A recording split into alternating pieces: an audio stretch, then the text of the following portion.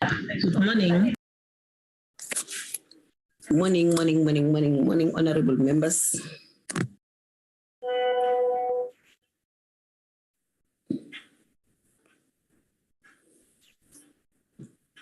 Mandy, recording in progress. Yes, Chairperson. Yes, Chair, we can start. Okay.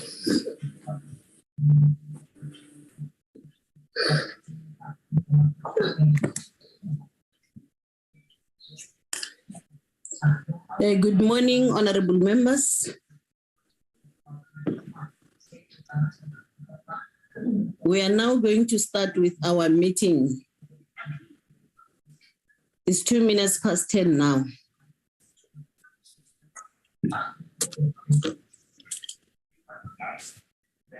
The agenda is there, it has been flagged.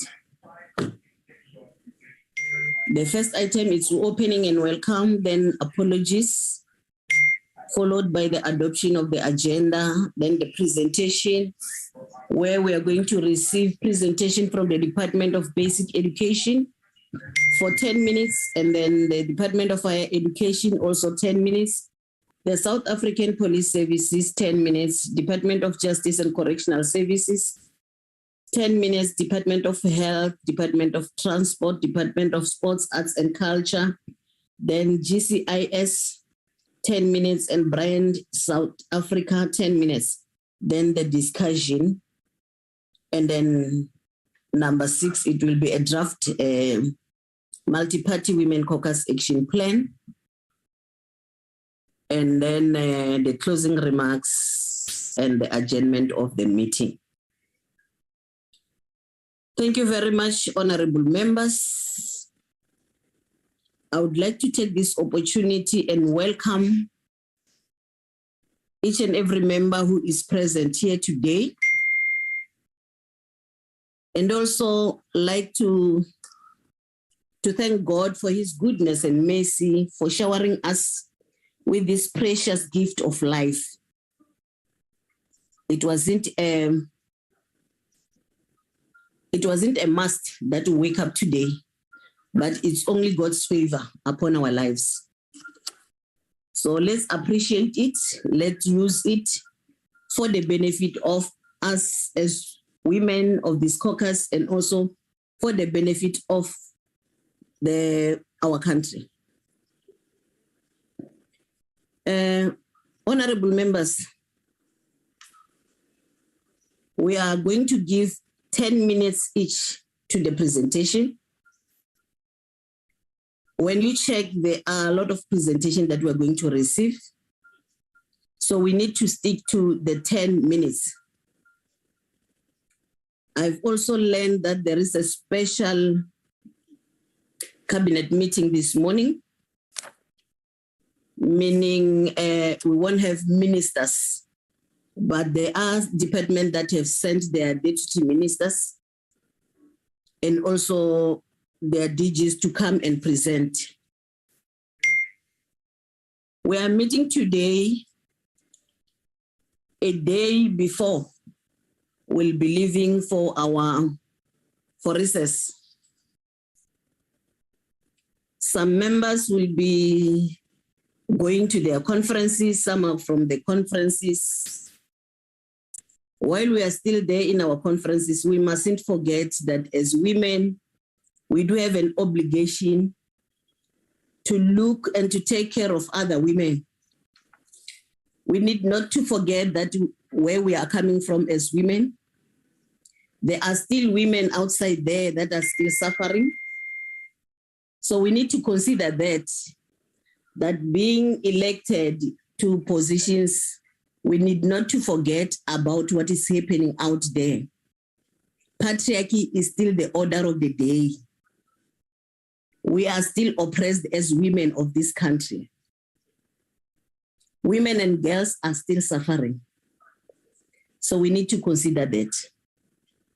Let's appreciate that we are leaders. We didn't make ourselves, but we were made by others.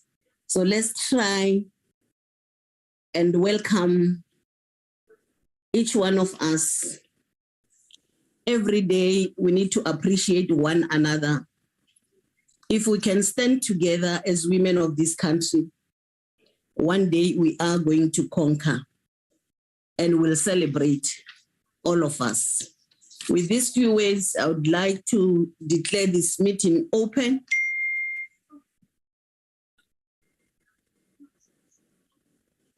Mandy, Chair? can we get apologies if there are any? Yes, Chairperson, we received 13 apologies from Ms. Shukunga, Ms. Hueva, Ms. Gina, Ms. Briet, Ms. Lucas, Minister Mashabane, Ms. Sukers, Ms. Bibi, Ms. Nkarimeng, Ms. Zulu, and Ms. Kekana. Ms. Tembakwaya, Dr. Tembakwaya is in the meeting, but will leave the meeting shortly, but will reconnect at a later stage after landing, Chairperson. And then the ministers that have submitted apologies are Minister Trele, Minister Mtetwa, Ms. Mashabane, Ms. Dr. Nzamande, Ms. Moshecha, and Dr. Pala. Thank you, Chair. Fatla. Thank you, Chair. Thank you very much. Honorable members, we did receive 13 apologies. I think the 13 is, we're not counting the one of the ministers that we have already learned that they are having their special cabinet meeting this morning. Instead of having their special meeting at 7, today they are starting their special meeting at 10. Can I have a hand to move for the adoption of this agenda?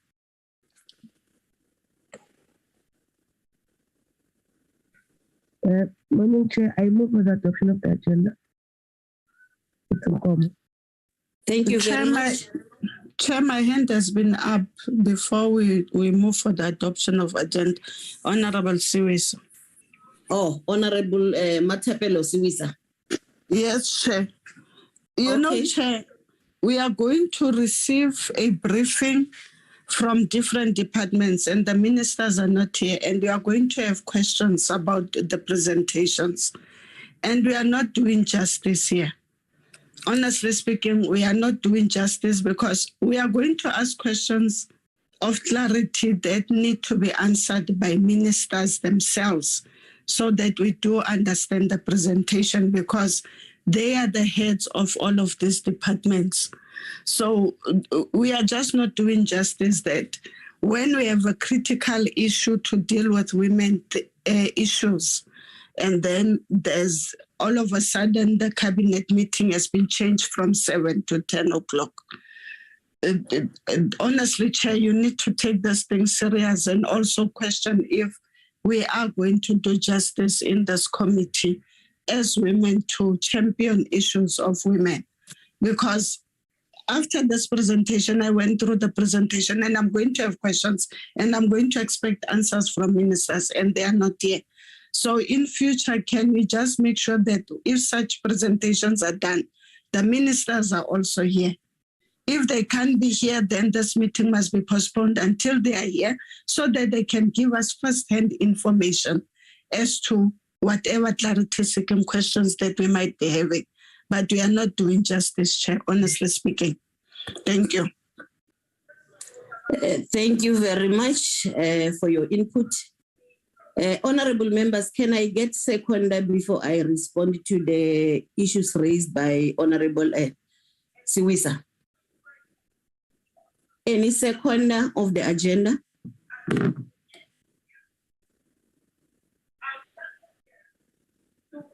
Honorable Woman Yeho-Druchen seconds the agenda. Thank you very much. Thank you very much. Proceed. I see also the hand of Honorable, oh, it's like she dropped the hand. I was seeing the hand of Honorable Masiko. Thank you, wanted Chair. to say something? Oh, thank you very much. No, I was seconding the agenda, Chair. Thank you. Thank you so much. Honorable Siwisa, what you are saying is correct. but also we need to consider that this is the meeting that we're talking about, or the cabinet meeting we're talking about of ministers, it's a special one. Our meeting was scheduled before that one. And today is the last week of the month, where usually as the multi-party, we're having our caucus. So therefore, we were not supposed to not to have this meeting today, because ministers are having their special cabinet meeting. And again, we do have deputy ministers in here. Sometimes we don't need to conclude before we get there. Some of the presentation we received even previously, but now is for us to know as to how far did the department went, or how far did the department implement what they promised that they are going to do. So I think you are correct to say you need ministers to be here because there are questions that are going to be raised, but let's get the presentation, and that time of questions will come. You'll raise those questions. If you don't find any answers, the secretary will note everything. We'll send the questions to the ministers, and I think we'll have even to stipulate time to say we want to get those reports or feedback from ministers during this period, and I think we'll do that. I think it's understandable, honorable member. I'm not undermining anyone, but I'm saying this is our last day in a month, and we are supposed to have this meeting. Unfortunately, our meeting has to be at the same time with the cabinet one. They used to have their cabinet meeting at 7, but today is 10 o'clock.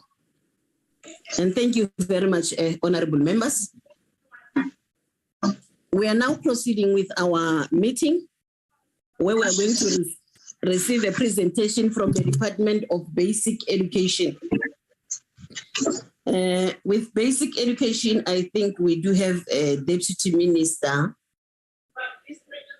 Deputy minister, can you lead the department? I am here, Chair. Yes, thank you. You can lead us now.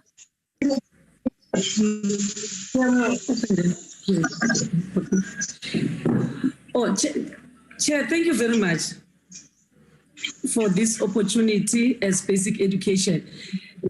Chair, today, as the department, we are hosting the launch of the Education Plus initiative. Sorry, Deputy Minister. Sorry. Yes.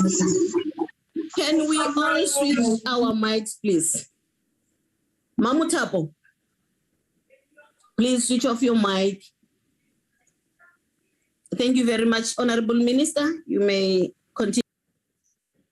Thank you, Chair. I was saying greetings to you and greetings to all the members of the Women's Caucus, Multi-Party Women's Caucus. And Chair, I wanted to start by tendering the apology of our minister, but you correctly covered that because the meeting was not planned. It just came because there are matters of national interest that they have to attend to.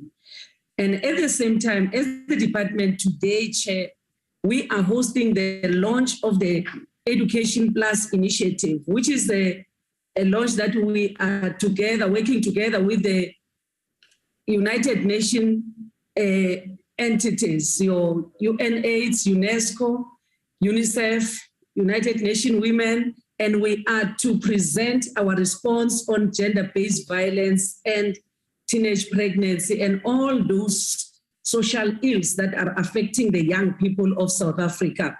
So in attendance also is the co-chairperson of SENAC, Ms. Steve Litsike, SANAC CEO, Dr. Kulu, and many others high-profile people that have come to DBE today.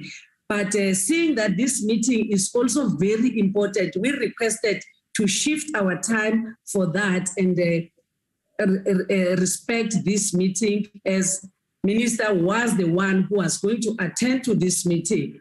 So we are here today for the implementation progress of Pillar 2 of the National Strategic Plan on Gender-based Violence and Femicide.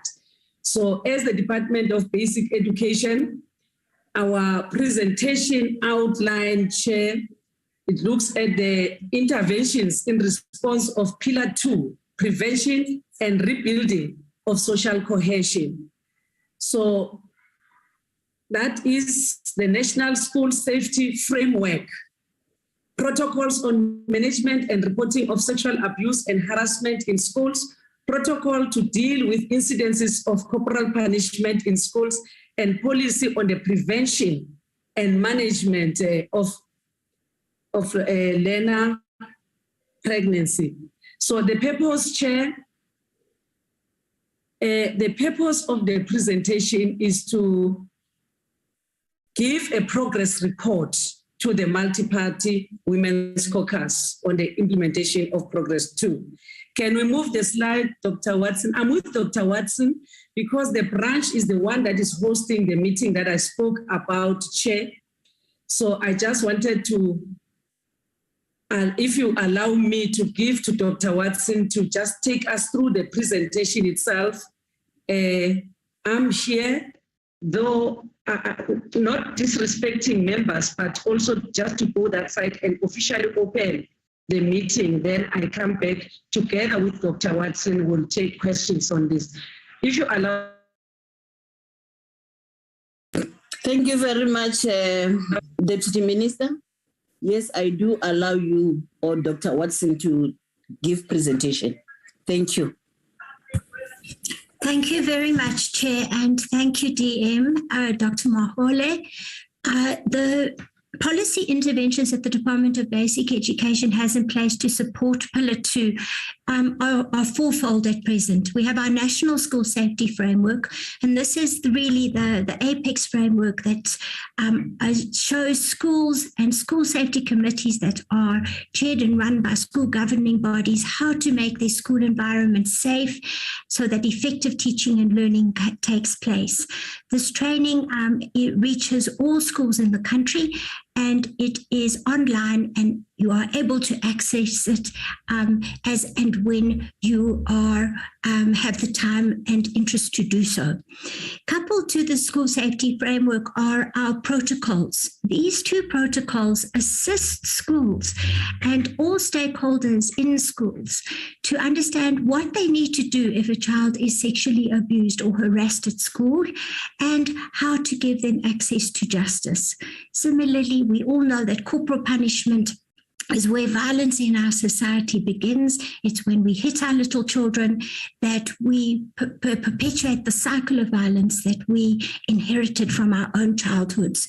And corporal punishment is abolished, but still it takes place. And this protocol assists everyone in the school environment on how to report it. Then most recently is our policy on the prevention and management of learner pregnancy. We're all alarmed at the high rates of learner pregnancy in the country. And most importantly, we're very perturbed by the statutory rape of 10 to 14-year-olds. This policy provides understanding on how to manage pregnancies when they occur, how to prevent pregnancies, and also when learners have fallen pregnant to make sure they return to school. These policy interventions, I seem to not be able to move my slide. Could I please have the next slide? Seems to have, there we go. We have also identified two gaps in the policy space. The one relates to the discrimination in our schools, and the second to SOGIES communities.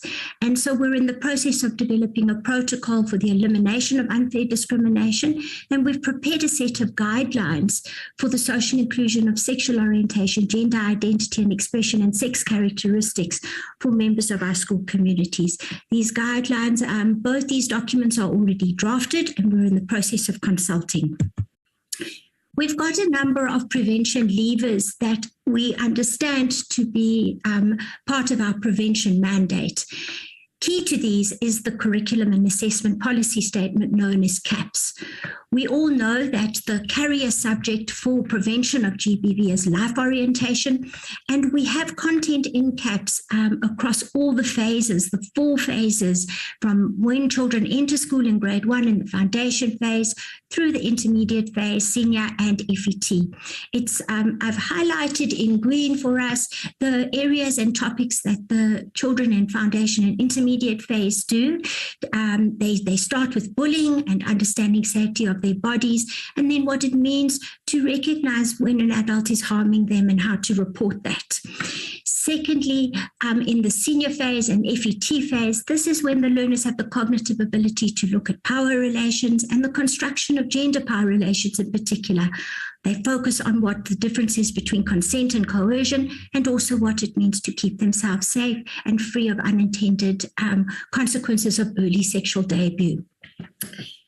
Part of the support to the delivery of life orientation is a niche set of lessons called the Comprehensive Sexuality Education Lessons.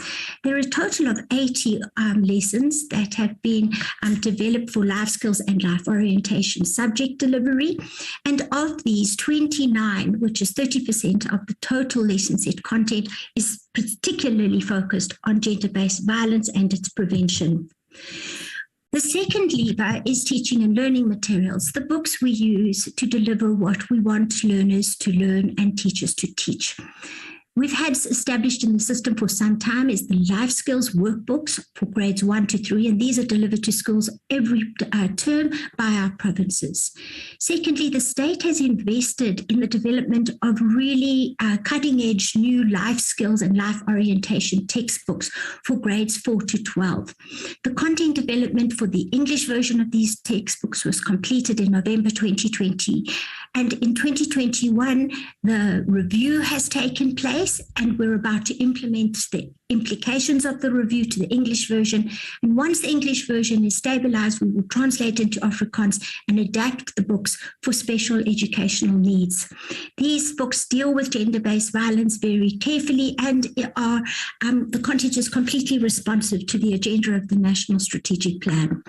Furthermore, our CSE scripted lesson plans have been delivered through a pilot in 10 districts across 7 provinces, and the Global Fund continues to support adolescent girls and young women in 14 districts across 8 provinces.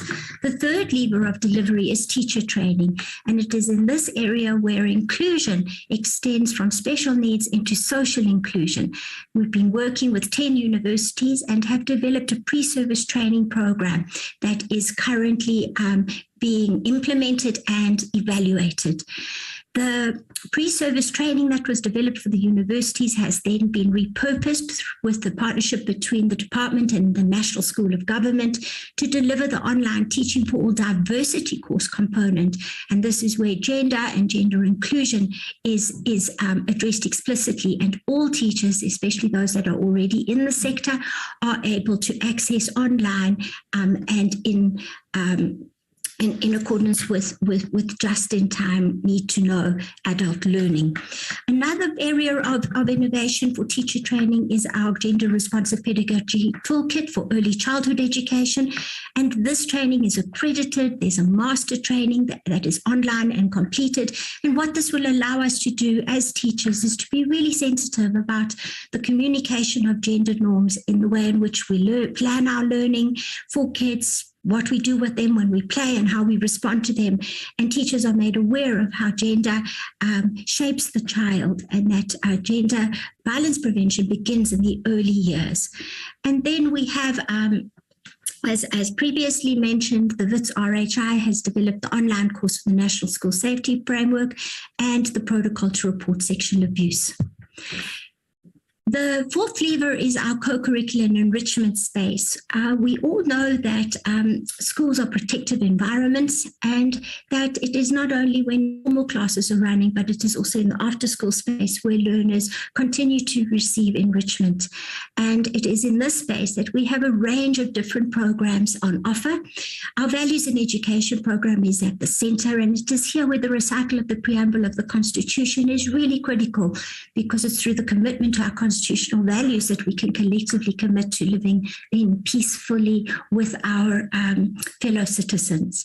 Our gender empowerment programs are well known to the sector, but what the move is towards changing harmful gender norms. And this means that we need to enhance our focus from adolescent girls to adolescent boys, because girls get harmed by men and young boys. And it is important that they join the cause for change. And the changing of these gender norms is being proactively programmed. Then we are collectively committed to DSD's ending school-related gender-based violence. And this piece of work is tied to our deputy ministers across the different departments that are rolling out an End Bullying, GBV and Substance Abuse campaign. To date, we have visited 3 provinces and have dovetailed this with the delivery of services through the Jamboree program. It is through the delivery of the jamborees that we can also give learners information about opportunities. And here we promote the Techno Girls program, which ensures that girls get access to computer science and technology professional spaces. And then in keeping with the building of our nation, we have the commemoration of our anniversaries. And here we've added the Day of the International Girl Child. We also leverage our oral history program and our school news courts arguments to support the local agenda or the current agenda of our country. And it is in these spaces that we again, return learners to hear the stories of the women, to hear the stories of our veterans, their parents, their grandparents, and then also to take into moot court arguments the things that are critical. And then we have a number of civil society engagement platforms, the Violence Prevention Forum, the Social Inclusion Education Working Group, the Human Rights and Education Working Group, and the National School Safety Steering Committee. These stakeholders came together and collectively forged and crafted a definition for violence prevention that can work across all our different contributing partners, universities, NGOs, state, and etc.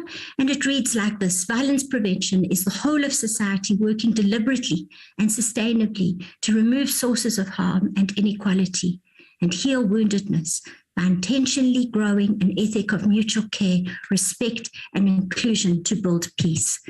The final lever is advocacy and information. We really have a saturation of materials for advocacy purposes. The real emphasis needs to now be on making sure these manuals, booklets, guidelines, national strategies, and different commemorative publications are shared, and exhibitions travel to the sites where they are going to reach our audiences. And we're really proud of our TV and radio advertorial content, especially since we now have an educational television channel. And we recently launched our Life on Madala Street, which is a generational conversation between parents and young people about issues that are affecting their life. And GBV is on the agenda. I thank you. Thank you very much, Dr. Watson. We're now proceeding to the second presenter from the Department of Higher Education. I see the name of Ms. T. van Wyk and Ms. Gaza. I don't know who's going to present. IT, can you assist us? Because I don't see any, my video is on, but I can't see anything. And I will ask the presenter at least to show his or her face for once. Good morning, Chairperson. My name is Trudy. Good morning. Good morning. Good morning. And thank you very much. Thank you, Chairperson and Honourable Chairperson and Honourable Members. Can I please share the presentation myself, because I've deleted some of the slides. I want to firstly apologize for. Okay, can you just please enable the participant screening sharing, please? Yes, we've made you co-host. Thank you. Sorry, I just want to share it quickly. There you are. So I'm just going to put it on slideshow. I firstly want to say it's an honor for us to present here firstly, but also secondly, I want to apologize for both our DG and DDGs that are not here because there's a ministerial project on the Mbali Crescent in KZN taking place today, as well as the International World Skills Program in Namibia. And we are all spread across that. So I'm the Chief Director responsible for social inclusion and quality in the Department of Higher Education and Training. And I am assisted here by Ms. Sesi Basruch-Bukhani, who is the Director for Social Inclusion and Equality in the department. I'm going to stick with the 10 minutes. And what I've done is I've seen through the whole presentation, but I'm just going to highlight some of the slides, if it's okay with the chairperson. So just for the background purposes, the Department of Higher Education and Training is the post-school education and training system is quite a complex system, consisting of institutions, of supporting organizations and entities like the CETAs and the trade centers, as well as the quality councils, as well as other skills levy organizations. So we have got a wide spread of gender-based violence initiatives around the post-school education and training system.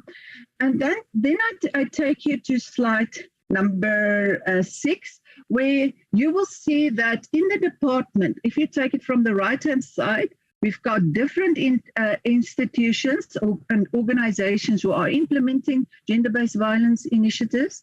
And then the branches are responsible for managing the implementation of the sectors. And we in the planning branch, through the Directorate Social Inclusion and Equity, are reporting to different parts of the system. Now, I also want you to introduce you to Higher Health, who is the implementation arm of the DED that is implementing a comprehensive and integrated program promoting health and well-being of students across South Africa's public universities, as well as TVET and now CDT colleges. And they provide on-campus support to the PSET system. And what I want you to see is that it is an integrated approach of 7 priority areas. So it's not only gender-based violence, but within it, it's a whole range of 17 priority areas that one of them are gender-based violence.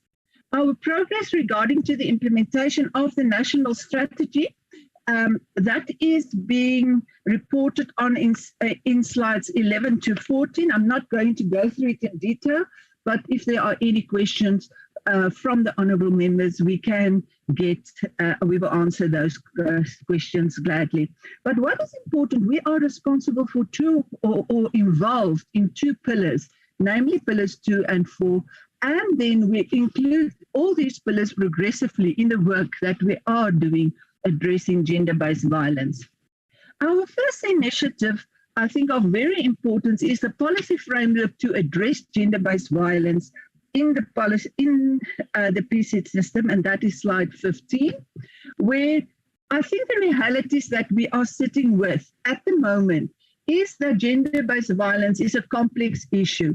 It's not located in our institutions itself, but it's just spanning across social justice, human rights, criminal justice, socioeconomic environment, culture, as well as the education and training system. So gender-based violence is mostly prevalent outside institutions, in clubs, private accommodations, but also in institutions and residences. I don't say it's not taking place there, but our system is very complex because GBV is normally outside the physical infrastructure of the PSET system. And then also we have got mitigation strategies, that we have got an integrated approach, we have got a monitoring tool, and as I said, Higher Health is the implementation arm of the DED on campuses.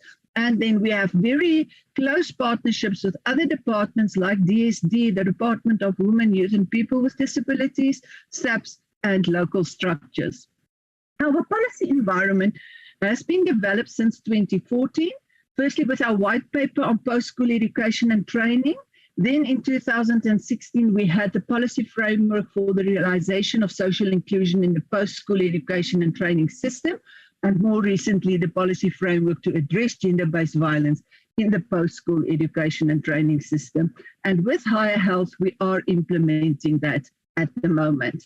The purpose of the policy framework specifically is to create an enabling environment for the eradication of gender-based violence and instill respect, protection, promotion, and the fulfillment of human rights, as enshrined by the Bill of Rights of the Constitution. But we also want to assist PSET institutions to address the occurrence of gender-based violence and provide a monitoring instrument to look at the implementation. There are 3 strategic objectives. As you can see, it's a prevention and awareness. It's an enabling environment that includes legislation, norm standards, guidelines, and others, as well as the procedures for support and assistance to gender-based violence victims and perpetrators. And that the policy framework is our response to the multi-sectoral policy and program framework provided by the National Strategic Plan of 2020. There's a well-developed system of accountability, and you can go through that, and that there are various levels of accountability for addressing the gender-based violence in our system. We also have got a well-established gender-based violence technical task team that is managed by Higher Health, and you can see also there the representation at various levels of that. Then what has done so far to create the enabling environment above the policy framework is that there are different initiatives like implementation guidelines, implementing protocols on rape and sexual assault, as well as minimum standards and protocols. And then there are institutional implementation guidelines and supporting protocols that are prepared. When we look at the organizational and financial implication, I think it's important, like in DBE, there's an integrated approach. And every time we ask how much money are you spending on gender-based violence, it's very difficult because it's integrated in the transformation offices and safety and security units and other infrastructural budgets across the system. And if you go through that specifically, is that we have allocated 16.3 million over the MTIF for the department itself to support gender-based violence. 1 million above the normal allocation is for a ministerial task team on gender-based violence that I will speak later on. Higher Health assists us in the holistic approach, and they have got a 62.1 million over the MTIF, and we have increased it this year or just recently by 17.3 million per year. So I think the specific allocation for gender-based violence is quite significant in the PSET, but it will never be enough. Then when I go to slide 27, I just want to give an indication of, because of the diversity of our institutions, we cannot have a report on a blanket report. So in TVET colleges, they are guided by the policy framework. The colleges are in process of finalizing institutional policies. That is a requirement from our own policy, and they have to implement the guidelines on sexual and gender-related misconduct in PSET institutions and other protocols. There's also a very structured monitoring of gender-based violence policy by the TVET branch. They've got a survey hub who are looking at specifically at cases, and they are collecting those data. And then the programs, they've got several programs like during the TVET month and the Women's Month, and colleges and websites and webinars. So there's quite a range of programs in TVET colleges.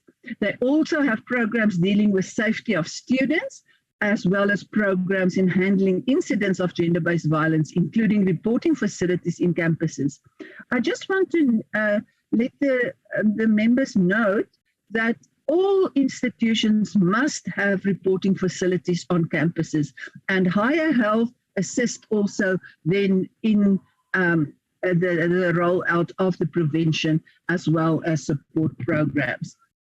Then, like I said, there are programs providing support, psychosocial support to survivors of gender-based violence, as well as programs dealing with perpetrators. Because as in DBE, there's such a responsibility towards the males in the system, just to assist them in dealing with students who need support in that area.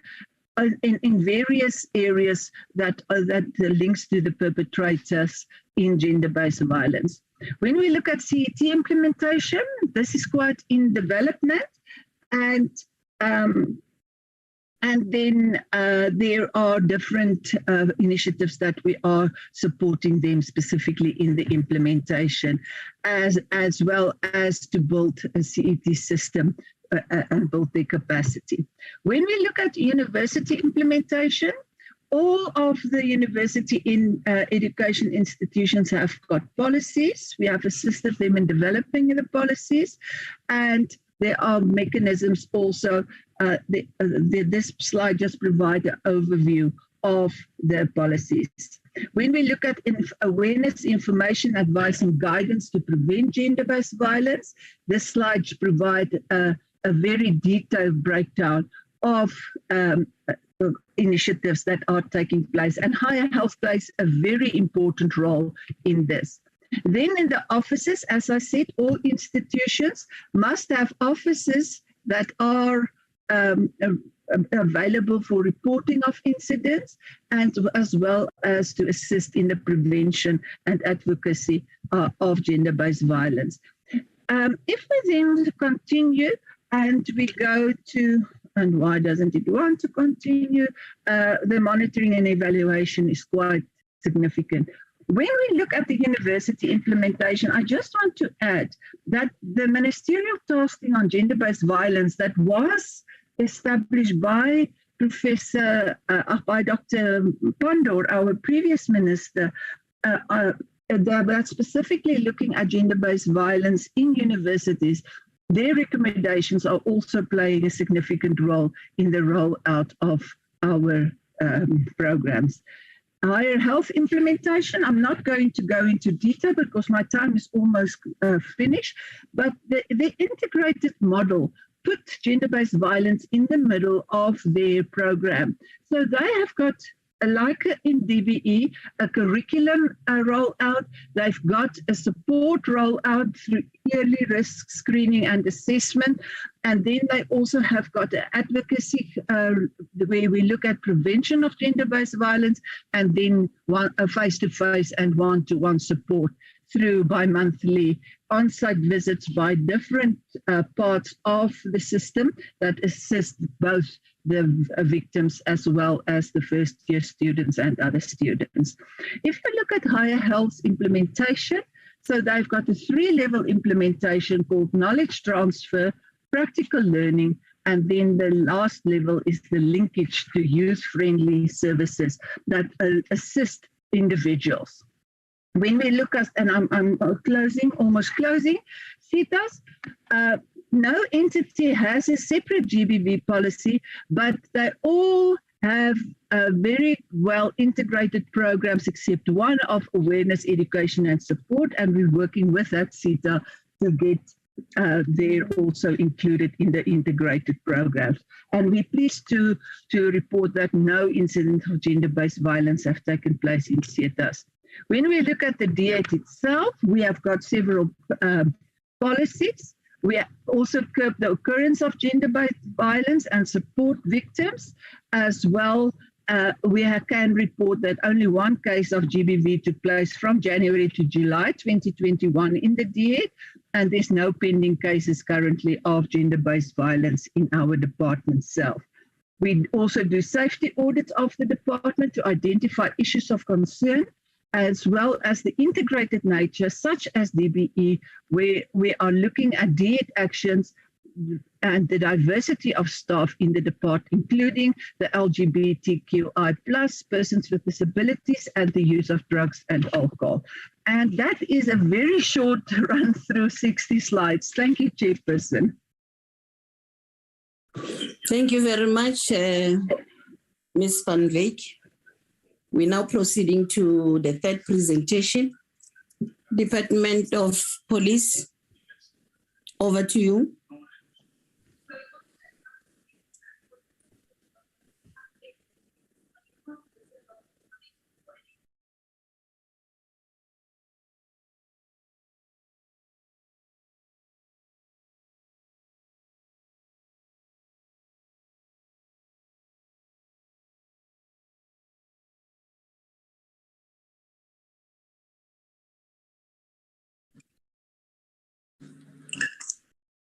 Good morning, Honorable Chairperson and Honorable Members.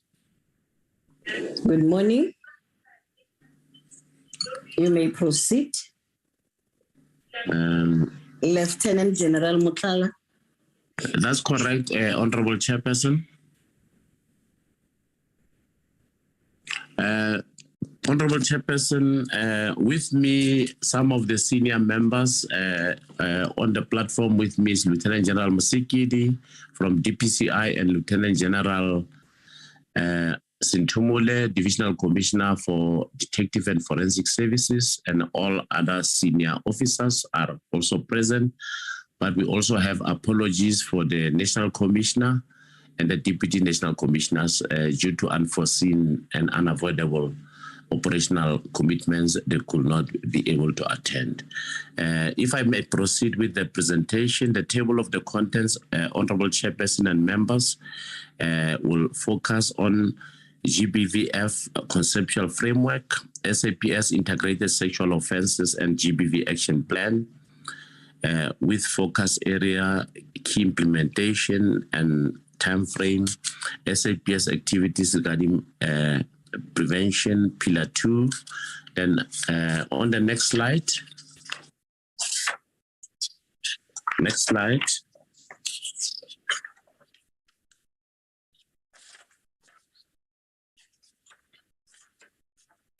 On the next slide, Honorable Chairperson, we have SAPS integrated sexual offenses and GBVF action plan. Focus areas. Focus area number 1 is enhancing policy frameworks. 2, training and development of members. 3, enhancing accountability and organizational performance on GBVF cases. 4, prevention of gender-based violence and sexual offenses. 5, it is responsive care and victim support. 6, crime data analysis and research. Next slide. On the next slide, Honorable Chairperson and members, the focus area 4. On this one, focus area 4 is speaking to prevention of gender-based violence and sexual offenses. And then the first indicator there is the implementation of proactive measures to GBV, sexual offenses, prevention and domestic violence. And then number 1 is conduct crime threat and crime pattern analysis to determine GBV and sexual offenses and domestic violence hotspots, including the top 30 high crime weight stations. Engage. Second one is engage in civil societies and other stakeholders to establish GBV intervention teams. Number 3, develop proactive preventative GBV, sexual offenses and domestic violence programs. 4, implement and assess preventative GBV, sexual offenses and domestic violence programs. 5, launch a 365-day sustained multimedia campaign to prevent GBV, sexual offense and domestic violence. 6, conduct public education awareness campaign and Izimbizo interventions. 7, develop a peer educator system using crime prevention youth desk to empower young people. Next slide.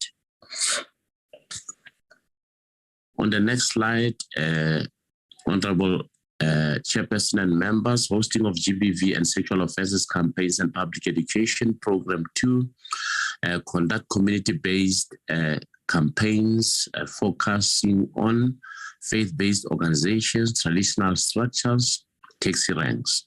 And then the second one, conduct GBV awareness sessions targeting SAPS members.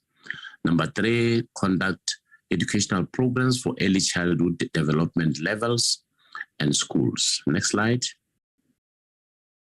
On the next slide, Honorable Chairperson, honorable members, it is the on the 365 campaign, the feedback on this one, Honorable Chairperson, the focus was more mindful of the fact that there is a need for ongoing preventative programs, information to public and awareness raising to provinces where were requested to submit plans for activities throughout the year in June 2021. Content inclusive of 16 days campaign, community-based engagements and dialogues, school-based engagements, and also partnerships with civil society. Community-based engagements informed by specific GBV issues identified as applicable in that local plans featured activities including door-to-door campaigns and roadshows, men's dialogues, information pamphlet distribution at shopping centers, malls, and taxi ranks, and then also loud hailing activities. The pamphlets containing information on what constitute domestic violence, sexual offenses, trafficking in persons, safety hints, trends, tendencies to be worried as part of the awareness. Next slide. As part of the 365 days also, information materials produced for distribution. We also had sexual offences Z cards, sexual offences braille booklets, domestic violence Z cards, domestic violence pamphlets, domestic violence braille booklets, older persons braille booklets, trafficking in persons pamphlets, drug and substance abuse pamphlets, myths regarding people with albinism pamphlets, security tips for people with albinism pamphlets, myths regarding people with albinism braille booklets, security tips for people and albinism braille booklets, victim empowerment braille booklets, victim empowerment pamphlets. Next slide.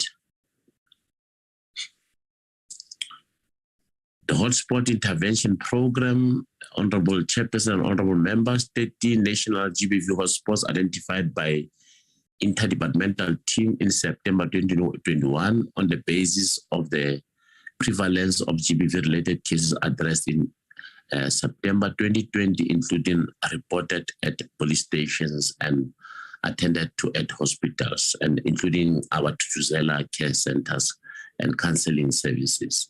Provinces were requested to identify factors contributing to and precipitating prevalence of GBV-related matters. Then common factors were with regard to liquor and substance as precipitating factors, hence intensified. Sorry about common factors with regard to liquor and substance were also focused on to address the issue of the gender-based violence. Also encouraged to conduct awareness raising campaigns in participating with civil society. Next slide. On the community engagements, we also conducted through crime dialogue and Izimbizo led by the minister and also the deputy minister. In Gauteng, we focused on those areas that mentioned, Western Cape, Limpopo, Eastern Cape, also Limpopo and Eastern Cape, with the focus more on addressing the issues of dialogue on gender-based violence. And also we had an engagement through GCIS, community radios on the 19th of September 2021, which was led by the National Commission and the top management of the SAPS. Next slide. School-based engagements with more focus on addressing bullying and domestic violence, and also the substance abuse and drugs, including gangsterism, were also focused on. Also, due to the issue of the COVID-19 lockdown, we were not able to cover most of the schools, but we, through our local police stations, able to ensure that we keep the local interaction between through school safety programs between our local police stations and the local schools. School-based engagement issues that we also focused on for 2021. For quarter one, it was 1. And the number was 306, and for quarter 2, we reached out to 481. Also for 2021 financial year, and quarter 1 we reached 93 and 31 respectively in quarter 2. Next slide. Immediate intervention to address GBVF during lockdown and beyond. Guidelines for the policing of gender-based violence were developed and approved and distributed to all provinces in May 2020. And also communication materials on GBVF reporting pathways and the resource list for referrals were also distributed to the relevant environments. Strategic partnerships aimed at addressing early intervention and community-based partnerships. Initiatives in partnership have included participation in allocation process for 200 social workers, and also encouraging provincial commissioners to utilize community radios and social platforms in addressing gender-based violence. Next slide. On the next slide, Honorable Chairperson and Honorable Members, is just on the challenges. The challenges that has been listed, one of them is that the SAPS, although the SAPS can sensitize members of the community to the consequences of committing acts of violence and its undesirability, in the hope it can deter the commission of these offenses, patriarchal norms that are root causes of GBV require the ongoing intervention of social institutions that give rise to those values that disrespect and disregard women and treat them as objects. This includes families as the first point of socialization, cultural formation and religious authorities, rehabilitation institutions, media for the communication of the values that positively affirm women, including those who monitor social media. Next slide. That is all from our side, Honorable Chairperson and Honorable Members. I submit. Thank you very much, Lieutenant General.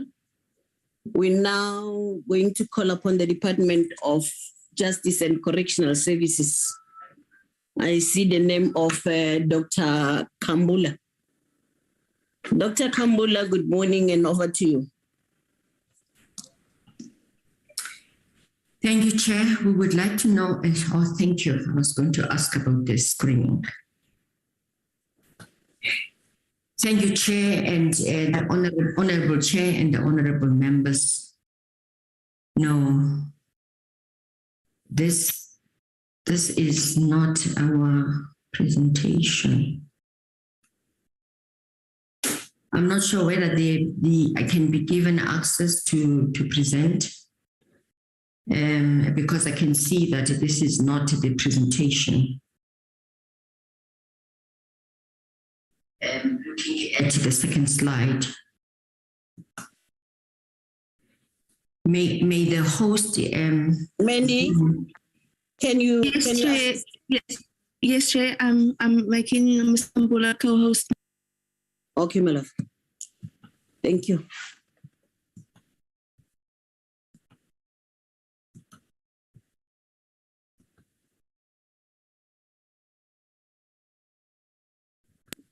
It's done, Chair.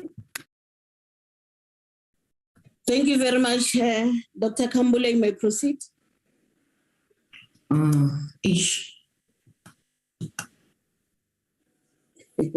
Sorry. Right, so yes, I'm getting there.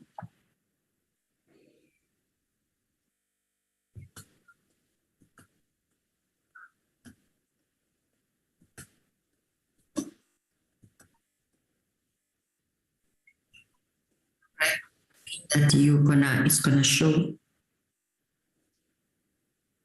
quickly. Is it already showing? Yeah, I think it's loading now. Yes, it's showing. Okay, let me put it on slideshow. Okay. Okay.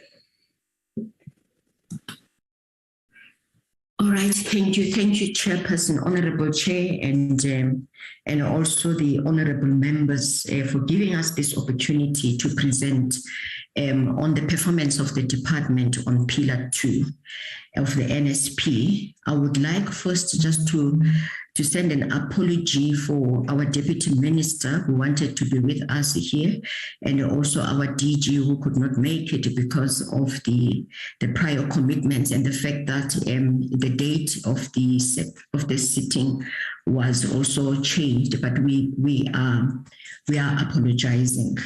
With me, I am with Ms. Daneline Frensman, who is the program leader for the National Action Plan to combat racism, racial discrimination, xenophobia, and related intolerance. And I'm also with Ms. Busi Lamini, who is also the program leader for the and the coordinator for the National Task Team on the LGBTQIA+ program that is also chaired. This is the National Task Team that is chaired by the Deputy Minister, Mr. John Jeffrey. So now with us here, we have, I would like just to remove this and just like to remove this. Okay.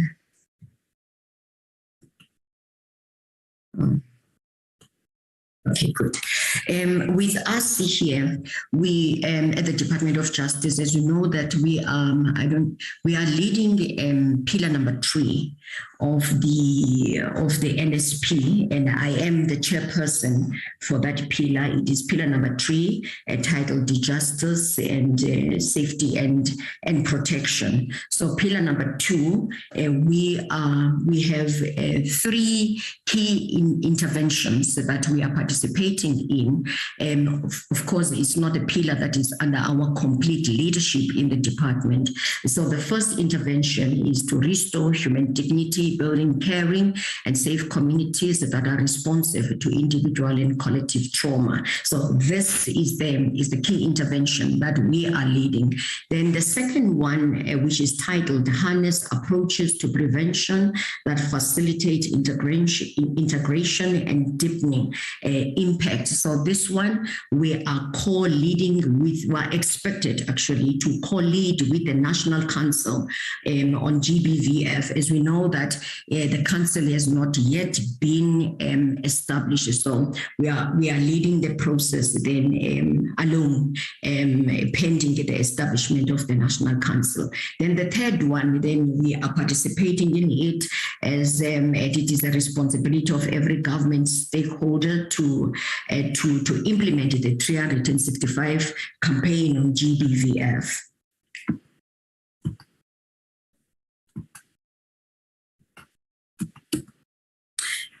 So this is the first a key intervention, as I have said, that we are leading. It's got an activity which focuses primarily on the implementation of the National Action Plan to combat racism, racial discrimination, xenophobia, and the related intolerance. And then it's got these two indicators that I will be talking to shortly. And we are also then, as I have said, that we are also co-leading. Then the second one with the national, we are expected to co-lead with the National Council of GBVF.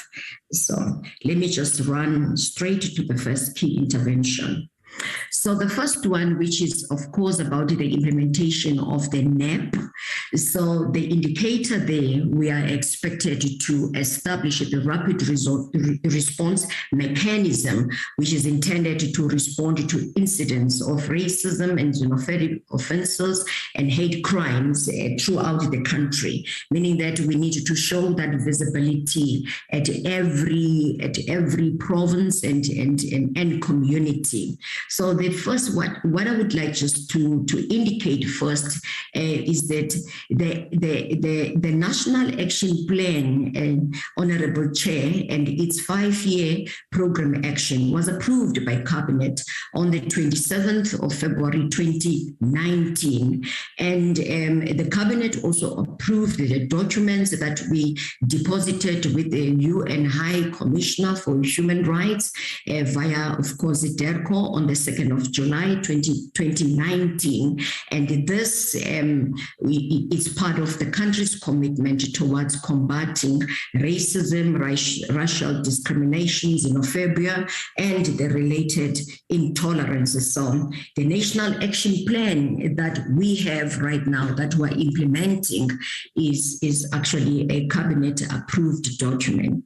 So to move on then with the implementation of this indicator, so the rapid response mechanism task team has been set up, and it is represented by the relevant government departments, Chapter 9 institutions, and also the relevant civil society organization. So thus far, the task team has finalized the drafting of the terms of reference, and these has been submitted then to our minister for approval. So the task team has also met, and that was on the 10th of March 2022. That is after then it has been put together. It's a multi-sectoral task team, and so this is a recommendation that they have made. So it's something that the task team is looking into them to ensure that then is not is implementing the National Action Plan, and also considering then the approaches that we have globally in terms of combating racism. So the other milestones that have been achieved, the baseline study has been done and the report developed, and this baseline study is intended then to determine the current status of discrimination in the country, so as to know exactly, to be able to profile racism in the country, and to come up then with the focus areas that will be helping the rapid response mechanism task team to know where exactly that they should be injecting their energies and also focus their resources. So this baseline study will definitely be the guiding tool then in the implementation of the rapid results task team mandate. We have also then developed then the public education program on anti-discrimination, and this is of course intended then to educate the country to ensure that there is a level of tolerance, particularly to matters that relate to persons with the LGBTQIA+ persons, and also the issues of xenophobia, because we have to have a strategy that is helping us then to understand and to be able to reach out then to the different sectors of the country and the society. Now, the second indicator then of the first key intervention that is focusing on the NAP, it is about the development of the virtual data repository, which should have disaggregated statistical data so as to measure racism, racial discrimination, xenophobia, and related intolerance. So now, with this one, what we are looking at then is to have this data focusing, of course, and on issues. This data that will be consolidated and captured in this repository. We are hoping that it will give the country the policy direction. It will also be helping them to do the prevention and also help the country to do the appropriate response programming, and also assist us with profiling, and also to understand the magnitude of the incidents that relate to racism, racial discrimination, xenophobia, and related intolerance. So what we have done, Honorable Chair, thus far, is to identify the data sets, and we have done that then because there's nothing, the country has absolutely no baseline in this issue. So we started then by carefully identifying the data sets that we needed to capture, and we did that in conjunction with the HSRC and also with Stats SA and also other technical experts. So, and also then, these data sets then are including disaggregated data on gender, race, age, research interventions, and also looking into the administrative analysis and outputs that government will be coming out with the civil society, and also the criminal justice response interventions in these matters. So now the next stage that we are looking into is to put together now the integrated dashboard, because we don't have the dashboard yet, and that dashboard then will be putting together that dashboard. Of course, we're working together with the integrated justice system, which has in place the integrated justice transversal hub. And this is a slide that I have quickly added so as to show the committee the integrated justice system transversal hub, which will be used as a baseline for us then to establish this repository. What it means is that the government will not be starting this process from scratch. As you can see here, the integrated justice system transversal hub, that's where the different departments collaborate and share information. So it is easy then for IJS then to be able to extrapolate information from the NPA and from social development, from South African Police Service, because the information is already there. So there is a platform where all these stakeholders, as you are seeing there, are able to share the information, and also to ensure that they message each other, they are able to collaborate in terms of data management. So as you are seeing there, DOJ is already in the platform, the Office of the Chief Justice is already in the platform. And now, sorry for presenting a diagram that is outdated in that area. Social development is also the SASA, the Home Affairs, the Corrections, already the Legal Aid South Africa, and also the South African Police Service and the NPA. Now, coming to the next key indicator, which is the second of the third.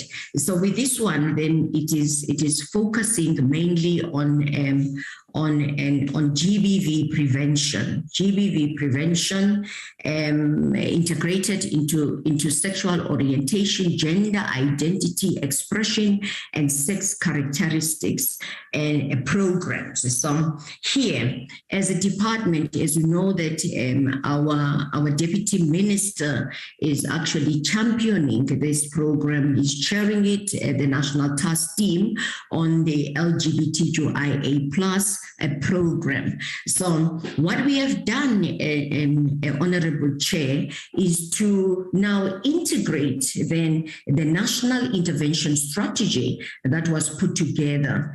We reviewed it and aligned it with the GBVF NSP, so as to ensure that then we are able then to implement the NSP in a manner that is seamless and is integrated with the national intervention strategy that was put together, so as for the country to deal with the issues of the SOGI ESC. So the next thing that we did then, I would like also just to say that the issues of... Dr. Kambula, can you please go straight to the issues, because I think we'll be running short of time. We still have a lot of presentation to follow, and we need to give ample time to honorable members to engage the presentation before they leave for the sitting this afternoon. Okay. Thank you very much. I'm going to just be covering two more slides.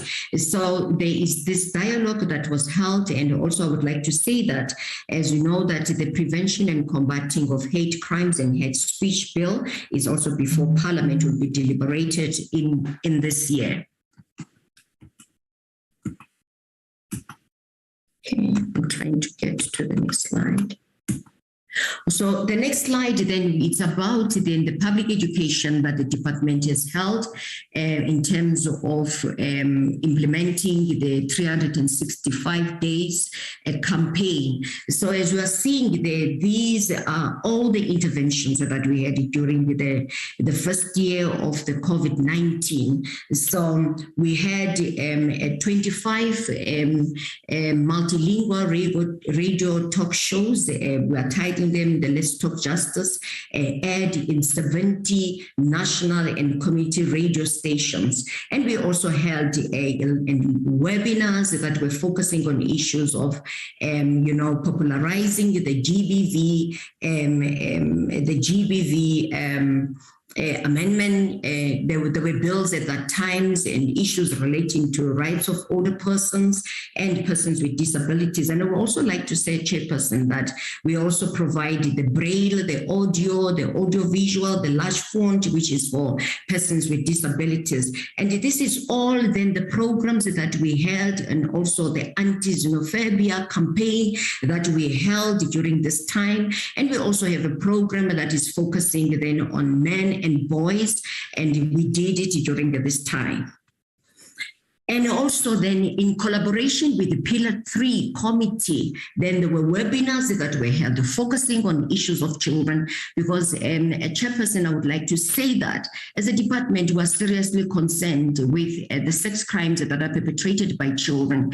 During the lockdown, the first national lockdown in 2020, we experienced an increase of 22% of sex crimes perpetrated by children. And this is the time where parenting was more visible because of the hard lockdowns that we experienced during that time. So it's a serious concern for us. As a result, now we are injecting more resources and public education on children, because what it means for us as a country is that now the age of the perpetrators of gender-based violence and femicide is getting younger day by day. And these are also the interventions that we had then in celebration of the 25th anniversary of the Constitution, which were also hosted by our ministry.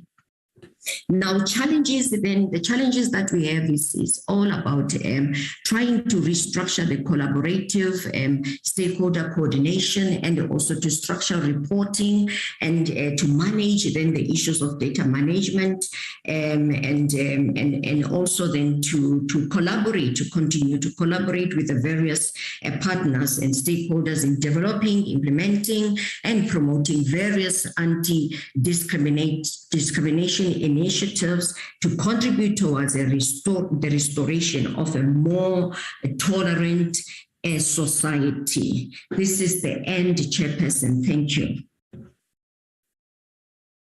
Thank you very much, Dr. Kambule.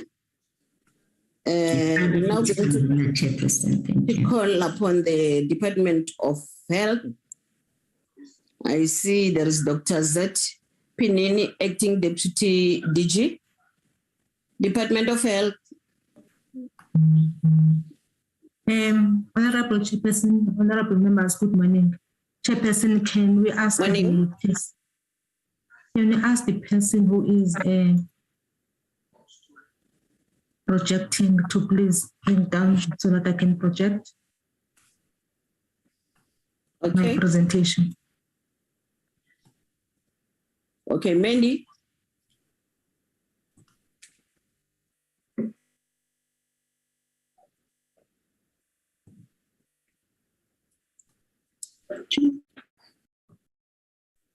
I think I am presenting now.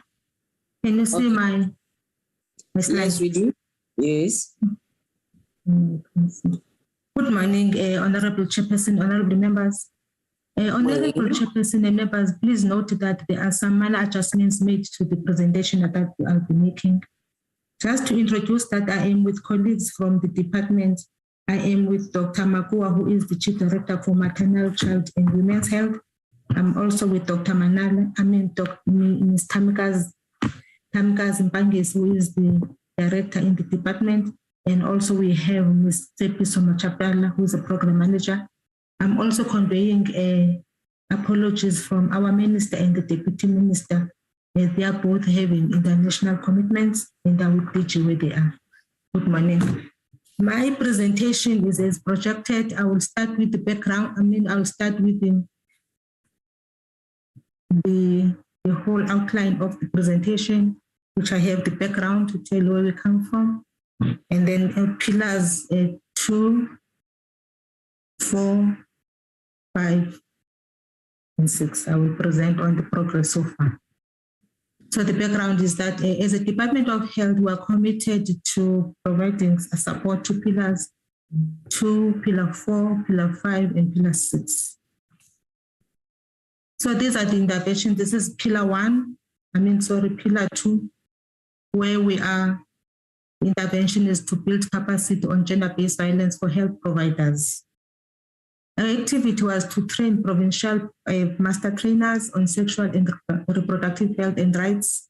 On that module 2, the training has happened, and we're still going to continue training in other provinces too.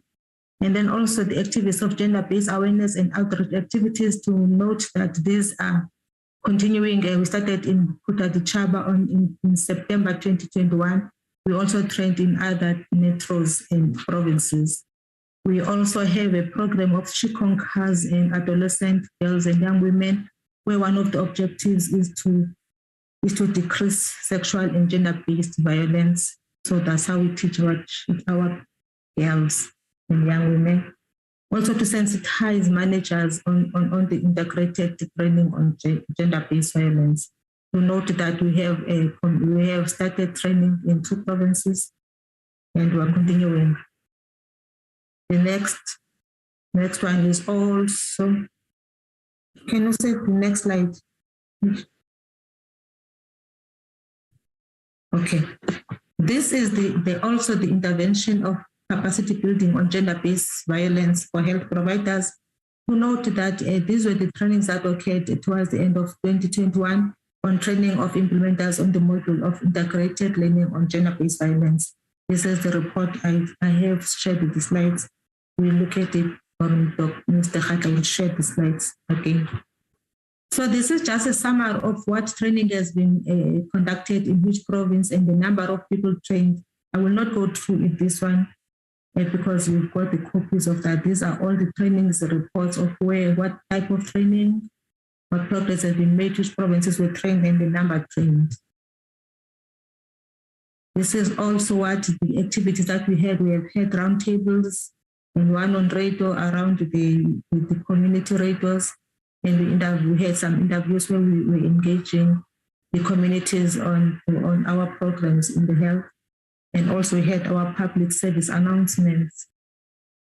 So on the gender-based awareness, violence and femicide awareness and outreach activities, we have started with outreach. We started with Corporal in August last year.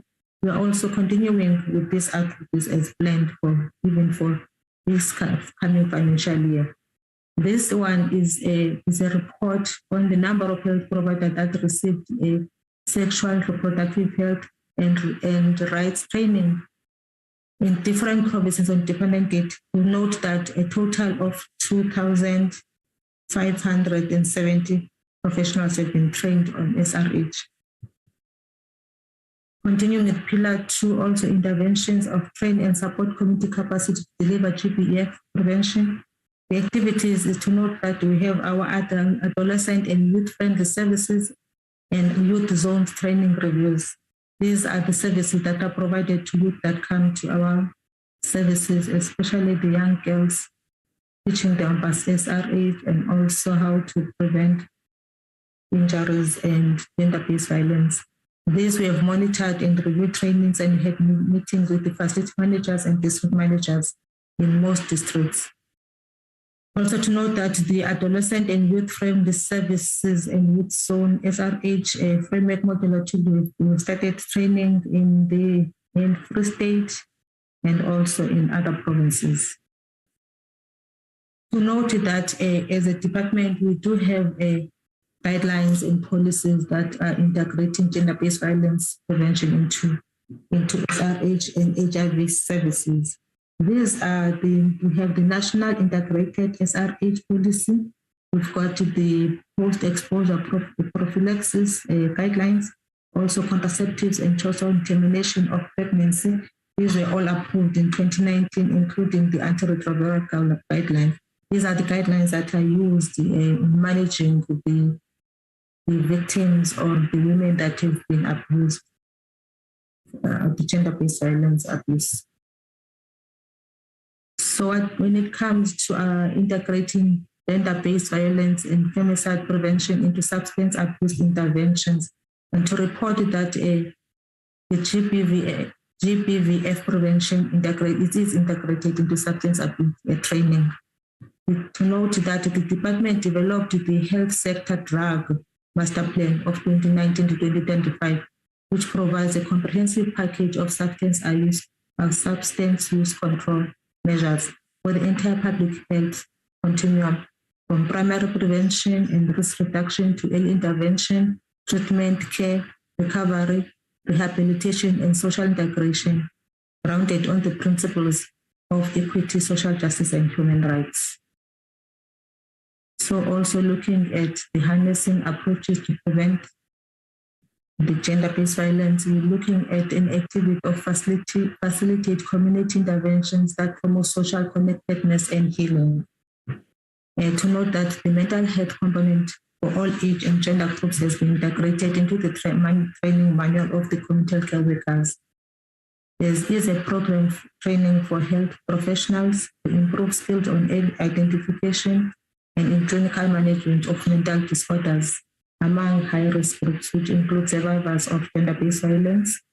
It is underway. To note that we've trained 1,200 doctors and professional nurses in the financial year 2019-20, and currently up to end of December, we've trained about 612 professionals. To note that referral pathways for people in need of mental health intervention, including that victims, was established in Mental Health Act of 2002. We do have services from the community level up to the specialized mental health facilities.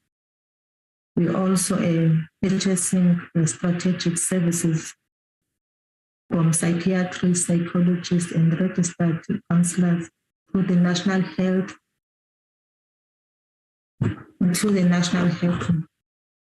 grant, so that we can increase the mental health human resources capacity at the primary health care level. So to note that also we'll be continuing with this training in the next financial year. The next item still on Pillar 2 is to facilitate community interventions that promote social connectedness and healing. Also to note that the department, in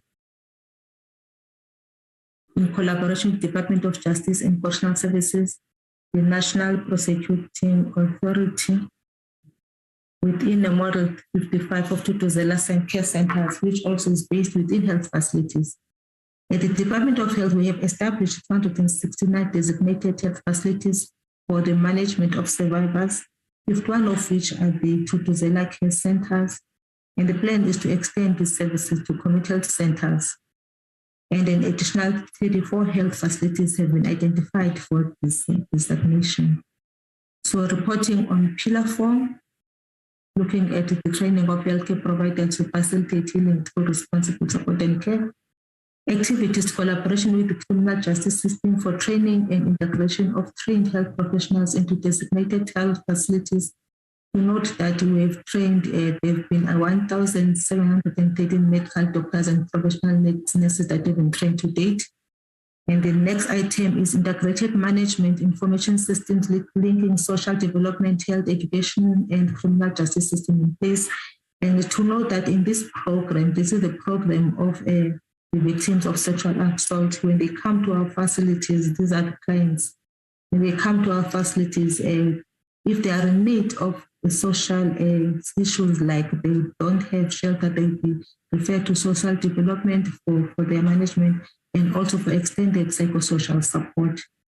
And to note that these clients in 2020-2021 financial year, we had about 36,366 clients who reported at our facilities.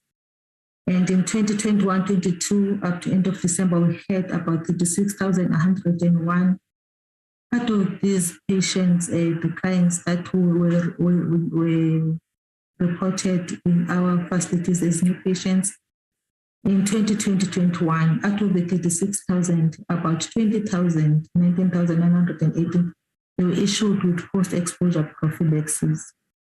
And in 2021-22, about 20,000 were issued with post-exposure prophylaxis. The numbers are less than the ones that reported because for some different reasons, it could be that they came late after 72 hours, or that they were on antiretroviral treatment already, or they maybe not have chosen not to start with that treatment that they were thinking about it. There may be many reasons for that. Also on Pillar 4, to say that we are working together with the Department of Higher Education and Training through Higher Health. We do have programs between Department of Health and Higher Education for the Higher Health program. We have joint dialogues that are conducted at universities and TVETs, and this also creates awareness programs. Also, as we all know, that there is an increase of drugs in this institution that may lead to conflicts, violence, and gender-based violence. Both the Department of Higher Education and Training and Health, we are going to accelerate this area of work.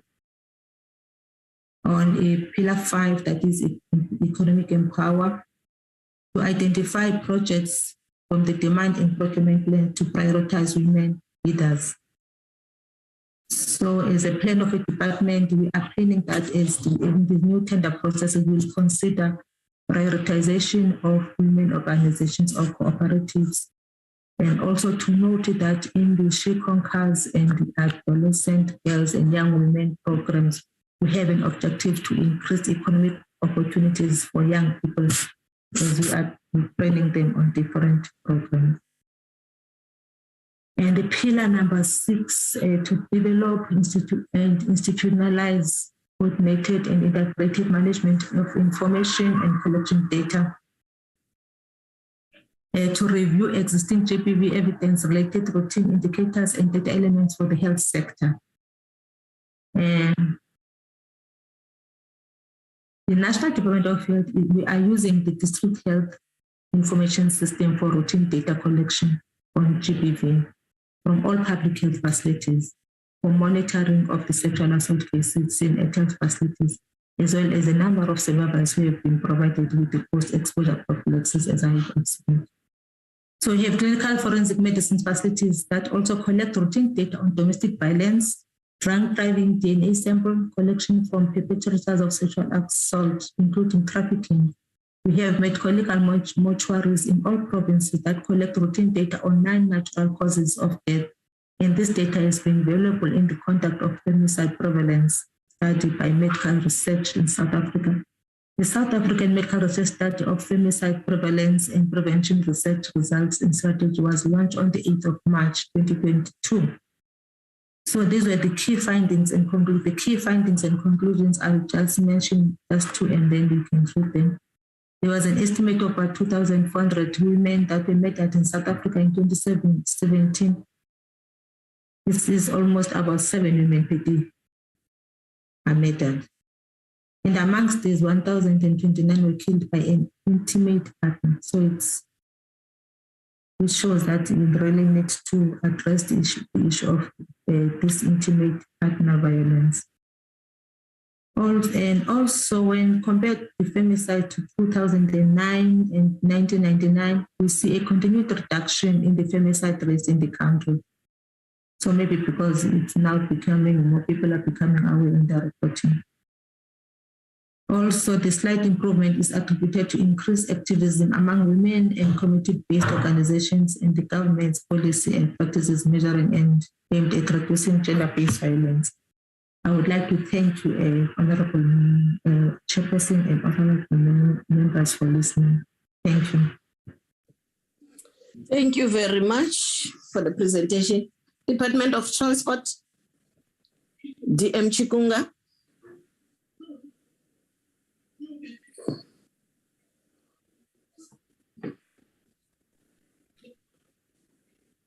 Good morning, Chairperson. It's Kibi Manana from the Department of Transport. I think there was an apology from Deputy Minister Chikunga when apologies were being read earlier on. I'm the acting DDG for public transport. And so we'll be making the presentation to the committee or to the caucus. I'm joined by a colleague, Mamatip Matwani. She's the gender focal point in the Department of Transport. And I think we also have Tandi Wembondo, who is the parliamentary liaison person in the minister's office. So I'll make the presentation. I'll just project it, flight it quickly.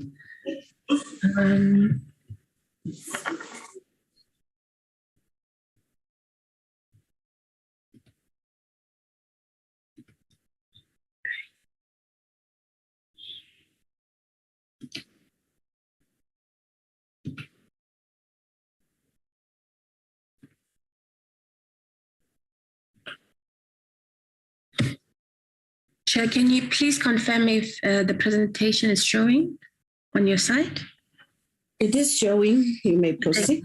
Thank you, ma'am. Okay, so our presentation will cover a progress update on the pillar that we are responsible for as a department, which is Pillar 2 on the prevention and rebuilding of social cohesion. And we basically cover only 2 modes of public transport.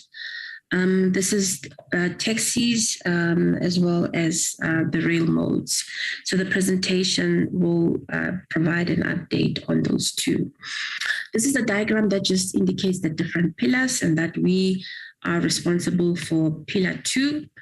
As I indicated earlier on, we targeted only 2 modes in public transport, the taxi and rail modes, and the implementation institutions that basically are providing this progress update. On the taxi side, it's the South African National Taxi Council, and then on the rail side is the Passenger Rail Agency of South Africa. Chairperson and honorable members, I must just indicate that we have given the Secretariat of the committee the latest presentation. Just to apologize that when I think the last one we sent through, we had not received the progress update from PRASA, but I have subsequently sent through the updated presentation. Okay. Focusing on taxis, SANTACO, the South African National Taxi Council, has established or set up a women's desk, and that desk has developed a strategy document which basically addresses issues around gender-based violence and empowerment. And the strategy at the time when we got the report was going to be submitted to SANTACO, National Executive Committee, for approval, and also look at the adaptation of the SANTACO Constitution and the Code of Conduct. SANTACO will be going through elections in May, and so the Constitution, the revised Constitution and the Code of Conduct will then be considered then. And also SANTACO is also looking at just increasing the representation of women in its leadership structures, and some women will be standing for elections in the forthcoming program of elections. The chairperson of the Women's Desk in SANTACO is also representing SANTACO in a joint committee that is led by the Department of Women, Youth and Persons with Disabilities and Sonke Justice. SANTACO also, together with the Department of Women and Youth and Persons with Disabilities and Sonke Justice, have signed a memorandum of understanding in December 2021 to basically formalize the partnership and also set out the program of action. SANTACO has also further signed an MOU with Trans8 to run a pilot in the Western Cape on gender-based violence. And the pilot will focus on the empowerment and capacitation of women in the taxi industry. And currently they're identifying challenges and gaps to develop a needs assessment. SANTACO is also running campaigns to educate its drivers on gender-based violence and to empower more women into the job market of taxi drivers. And they've held these campaigns in those provinces: Gauteng, Limpopo, Northwest KwaZulu-Natal, Northern Cape, as well as Mpumalanga provinces. They will also be in Free State on the 7th of April during the presidential imbizo. Then moving to rail mode, PRASA does not have a specific security deployment strategy, basically tackling gender-based violence in their operations, but they're basically looking at what currently they're doing with deployment of guards in hotspots that they have identified as part of their risk-based approach, as well as their security risk assessment. And this process is undergoing. And so as part of a response to the security risk assessment, they are planning to deploy, or they planned to deploy about 5,000 guards sourced through their various private sector security companies. And this started in the month of November 2021, and it is still proceeding into 2022. This intervention will bolster the coverage of PRASA infrastructure and operations with both armed as well as unarmed guards. And PRASA's infrastructure covers platforms in their stations, as well as the trains as they move, that then therefore there would be armed guards in those areas. The deployment intervention is also, I think I indicated this is a repetition of the previous slide, that it's really targeting their hotspot areas. And now this basically just highlights an update of how many guards have been deployed so far. From 1st December 2021, in the Mabopane and Pretoria lines, they deployed 350 external guards, as well as 6 armored vehicles, and as well as force multipliers with ad hoc services to deal with evictions and cleanup or any emergency where a security is required.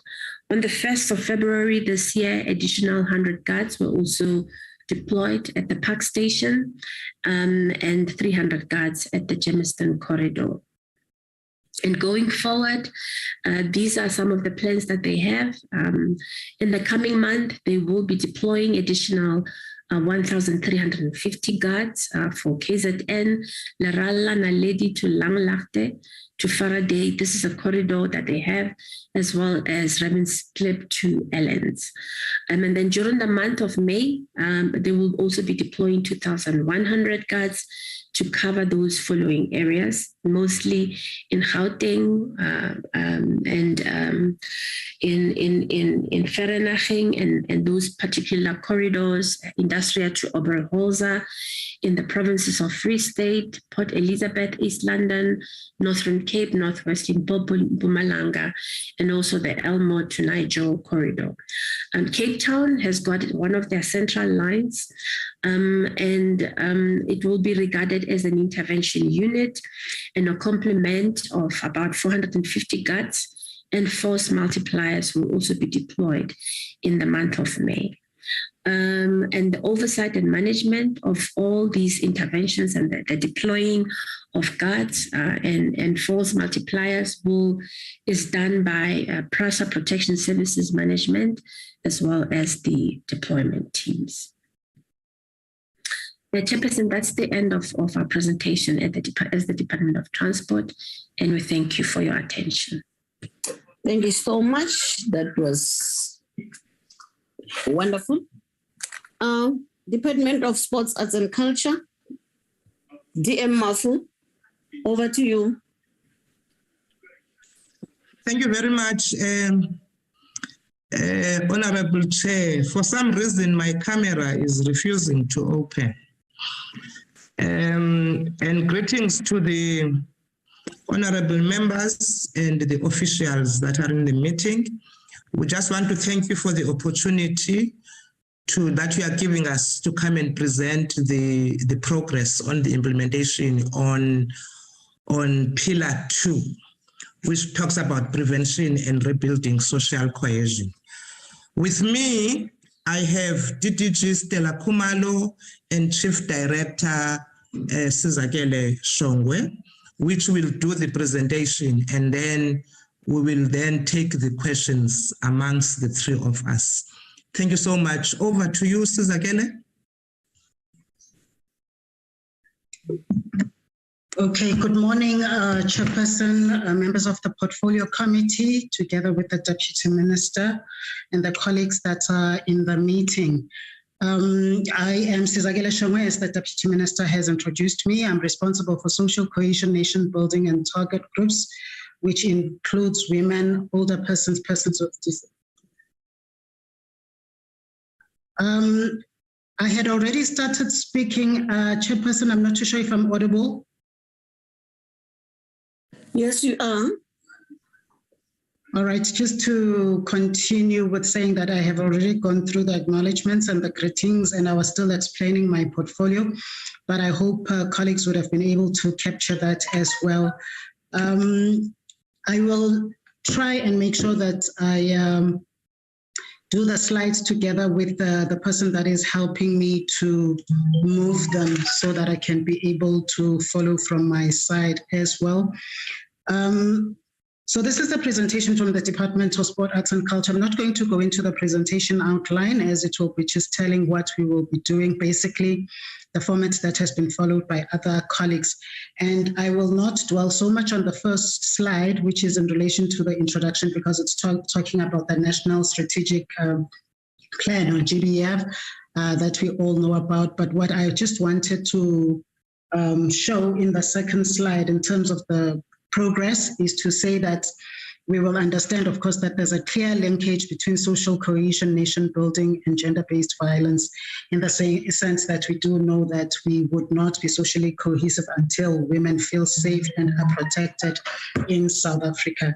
The second bullet then talks to the issue of bringing about the link between gender-based violence as well and the issue of dignity for women. And obviously, this will remind us as well of some of the very profound sayings and commitments that have been made by previous leaders, such as the statesman, Mr. Nelson Mandela. Also, Oliver Tambo has spoken about the need for women's empowerment and gender equality and the protection and preservation of women as well. So the third bullet will talk to part of what we are doing in terms of the 6 national days as the responsibility that we have, which is twofold. Firstly, to use the national days as a vehicle for promoting social cohesion and nation building. But second of all, to ensure that whenever we carry out our women's, other national days, whether it's human rights, freedom, youth, we make sure that we inculcate the issues and activities around gender-based violence with particular focus on prevention. And just to say that, for instance, in human rights, there would have been dialogues on gender-based violence and basically just promoting the message that women's rights are human rights as well. So in terms of progress of the department, our approach is 3-pronged. Basically, one, we look at the issues of campaigns that are on an ongoing basis that I'm going to list as well, because we have about 3-4 campaigns around gender-based violence. And then the second pillar that we have in terms of addressing gender-based violence, especially in terms of prevention, is around capacity building. And when we talk about capacity building, then we're talking about training, so that we talk to people around the issues of the concept of gender itself, what it means, the terms, terminology, but also then to go on to talk about the different forms of gender-based violence and what the possible causes are and what the solutions could be. So this we usually do in communities as well. So I'm going to go to that. But then the third arm of our approach and strategy as a department is to look at the issues around policy, whether it's internal policy or external policy, and I think I'll explain as I go along. So to start with, then we have these 3 campaigns or 4 campaigns that we have established within the department. The first one being Hooligan, which means it is enough. And this is a campaign that deals with conversations between men. As a country, we have increasingly moved to ensuring that we engage women, boys and men as partners in the promotion of women's empowerment and gender equality, so as to eradicate gender-based violence. So this is one of them, which says that men should be talking to each other, whether it's fathers and sons, nephews and uncles, grandfathers and grandsons, and so forth. And we also have in this program then ambassadors that are in the sporting field and arts who assist with promoting those conversations. We have the late Pat Shai, but we also have Obama Gents, people that played soccer, and other ambassadors, one young person living with a person with albinism. And then we have Bakawe Fazi. The campaign is more on mentoring and coaching and leading on leadership programs there. And at one point, we actually had a session of survivors' guilt, where it's women that have gone through some form of abuse and talking to other women who have as well, and encouraging them that there is life beyond gender-based violence. Then third to that, we have the Silapa campaign, which means we are there and available for you, but also it has a healing component to it that talk to the well-being of artists, as we know what has been happening around artists these days. So this is another program that assists. Then fourth to that, Chairperson, we have a UN-based campaign that was started by the then Secretary General of the United Nations, Ban Ki-moon, to say that the 25th of every month is Orange Day. So we wear orange to unite and take a stand and end violence against women and girls. And we'll see as we make the report back that as recent as the 25th of March, we were at Church Square where we activated, but Originally, the campaign was launched by the Deputy Minister on the 25th of November last year. Then obviously we also participate in the 16 days of activism on no violence against women and children. And we have compiled reports in that regard. There would be an internal focus and also an external focus when it comes to that. So just coming to the second part of capacity building that we were talking about, to say that we have also made sure that we do these workshops. We have done one that is for people with albinism sometime last year at the Premier Hotel. And at the same time, we were able to activate the Orange Day campaign with the hope that it's going to cascade to all the other structures of people with albinism as well. At another level, then, as we work with target groups, which I had already mentioned as older persons, persons with disabilities, children and women, where we then fund NPOs that promote women's empowerment, but with a particular focus on women's economic empowerment.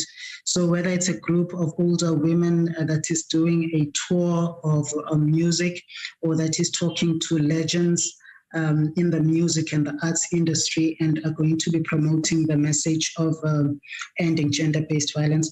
But we also have an after-school program that seeks to occupy young girls and boys to be able to stay away from getting into trouble and to be idle. And that way, it is with the hope that we're going to prevent the unwanted and unplanned pregnancies, especially with the high rates of child and teenage pregnancies that we are experiencing these days. We have also funded a program in Eastern Cape that deals with initiation schools, also just to engage the boys and men in that regard, to ensure that during the sessions, we also promote the prevention of gender-based violence. In terms of specificity and what we have done, I have already started to talk about this, where we launched our Orange Day campaign on the 25th of November, but noting especially that we had a lot of UN agencies that were supporting this. We are working with the UNDP on this one. It was also well attended by diplomats, so we're just hoping that in their offices as well, the message will be replicated. That's on the 25th of every month. It's Women's Day, and it's Orange Day, and you promote a particular theme linked to that month, when whether it's Mandela Month, it's Workers' Day, a month in May, and so forth, and so as it goes.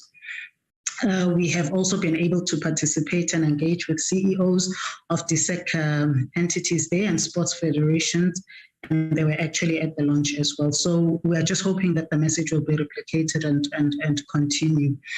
Following that, we had a women and men's conference as well that was focusing on mental health on the 26th of November. So this was also part of our 16 days of activism program that we had. We have also started to work and continue to work with communities that have been identified as some hotspots, including in Nanda, where we conducted a gender sensitization and gender-based violence workshop. They working together with the community safety and safer cities and CPFs. They actually had a very strong community policing forum there. We also had that multi-stakeholder and multi-sectoral gender-based violence and femicide forum comprising of public, private sector companies with NGO experts to promote a dialogue between public and private sector there. We've spoken to the issues of Isilapa program together with Karefazi and Khulikani. And just to say that I think as we are in Freedom Month as well, on the 25th of April, we'll be activating in Mpumalanga because that's where the event is going. But also Khulikani will be there, making sure that there's a conversation around gender-based violence. For International Women's Day in 2022, we were able, as we have said, to partner with business, because we are trying to move beyond just working within government or partnering amongst ourselves, but to ensure that when we say we need to work with civil society, we move from just community-based organizations to work with business. So we have been able to have a panel discussion with Business United Confederation, and we also had lawyers against abuse.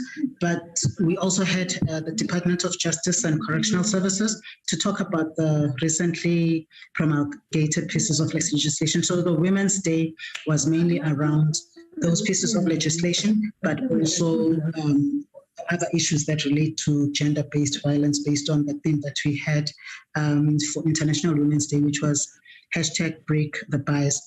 Then on the 9th to the 10th as well, we were able to have that activation that we did through our social cohesion advocates. These are eminent people that are selected and appointed by the minister to create platforms in line with their work to promote social cohesion and nation building. In the past, we have had former Judge Mohoro, the late George Bezos, Sandile Zungu, and a whole lot of other prominent people that are able to create platforms to promote social cohesion and nation building, including the issues of gender-based violence. So we had an activation in Mohlate, in that municipality, and also in Mpanama Makudu Tabahang municipality.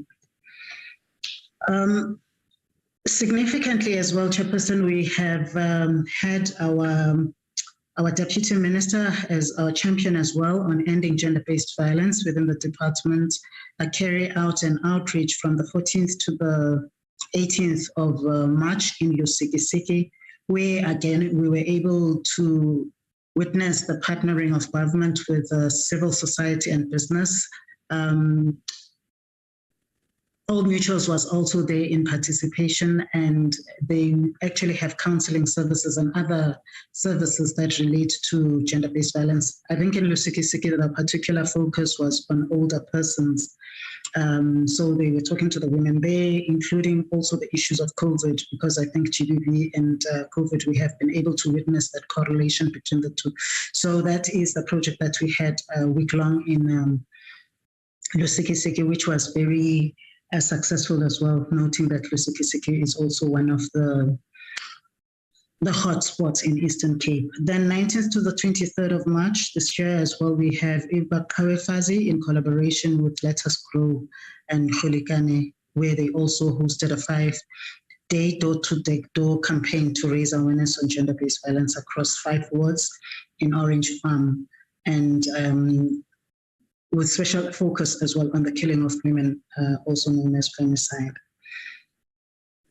This is on an ongoing basis, so we are looking at that and ensuring that we roll out billboards and street pole adverts, raising awareness on gender-based violence. We are also looking at production of interviews with gender-based violence victims and survivors to be shared on the Bakarafazi social media pages and website. By the way, Bakarafazi is 2 words put together in terms of Amakawe and then Abafazi, hence the Bakarafazi that we have there. I have touched on the social cohesion advocates that we work with. And I think, again, we had the approach of trying to look at the hotspots there, and we were thinking of going to Mpumalanga as we go along with April and Freedom Month, and the same will apply as well in June for Youth Month in the province that we're going to be at, which is Eastern Cape, and so it will go according to the calendar of events that we have. We also work with the Moral Regeneration Movement, which is funded by the department on an annual basis to the amount of about 4 million. Part of that money or those funds also go to a campaign that they're running, which is called the Anti-Femicide Campaign, which was launched in 2017. In terms of policy, which is that third pillar that we spoke about, is that the department is in the process of finalizing as well a gender policy that relates to women in sports, which is championed by our Deputy Minister there. And internally, we are looking at reviving and popularizing again the sexual harassment policy to the extent that now in August, that's what we are going to be looking at to make sure that there's that kind of alignment where we'll be looking at our policy internally, but we'll also be looking at the policy of sexual harassment as it is provided by the Department of Public Service and Administration, and then also look at the issue of the Sexual Harassment Act of 2011, which is an act in itself, and make sure that all these are aligning. We also have been, like other colleagues in the meeting, been sitting and reporting under Pillar 2 of the NSP, which is on the prevention and rebuilding social cohesion. So this is on a continuous basis, and we continue with that. To a certain extent, Chairperson and members, colleagues, we've already spoken to some of the partnerships that we have, but particularly we have this one with the Department of Justice and Correctional Services, where their National Action Plan is concerned, but also because they're a partner that sits with us on the Priority 6 priority, which is on social cohesion and safer communities. What we are particularly looking at here is working with them on the issue of the rapid response team. I think they've already spoken to it. My colleague has spoken to it, who advocates there. And we desire to be aligned to what they will be doing so that we maximize the resources and reduce duplication. So with the seed funding that we have obtained from UNDP, that will be our contribution to the rapid response system. But just to say that as well, as I mentioned, UNDP, that the approach of the department is to have early detection mechanisms or an early warning system, because by the time we get to the rapid response tool or mechanism, we are already reacting, which is what I think we've been trying to say that we need to be proactive more than being reactionary. So I think we need to have a way of detecting some of these sentiments on the ground, whether it's in terms of the violation of LGBTQI or the violation of older persons. We should be able to have sensors and feelers on the ground, so that if it finally erupts, then we can have that rapid response system. So we're just hoping that these two are going to be able to complement each other, hence us trying to move fast with what we're doing with UNDP as well. Then on the next slide, we just continue with the partnerships that we have.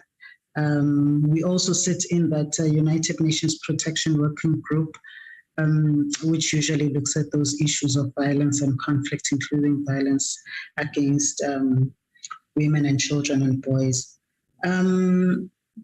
We work with sisters working in film and television as well, and we have an MOU with them.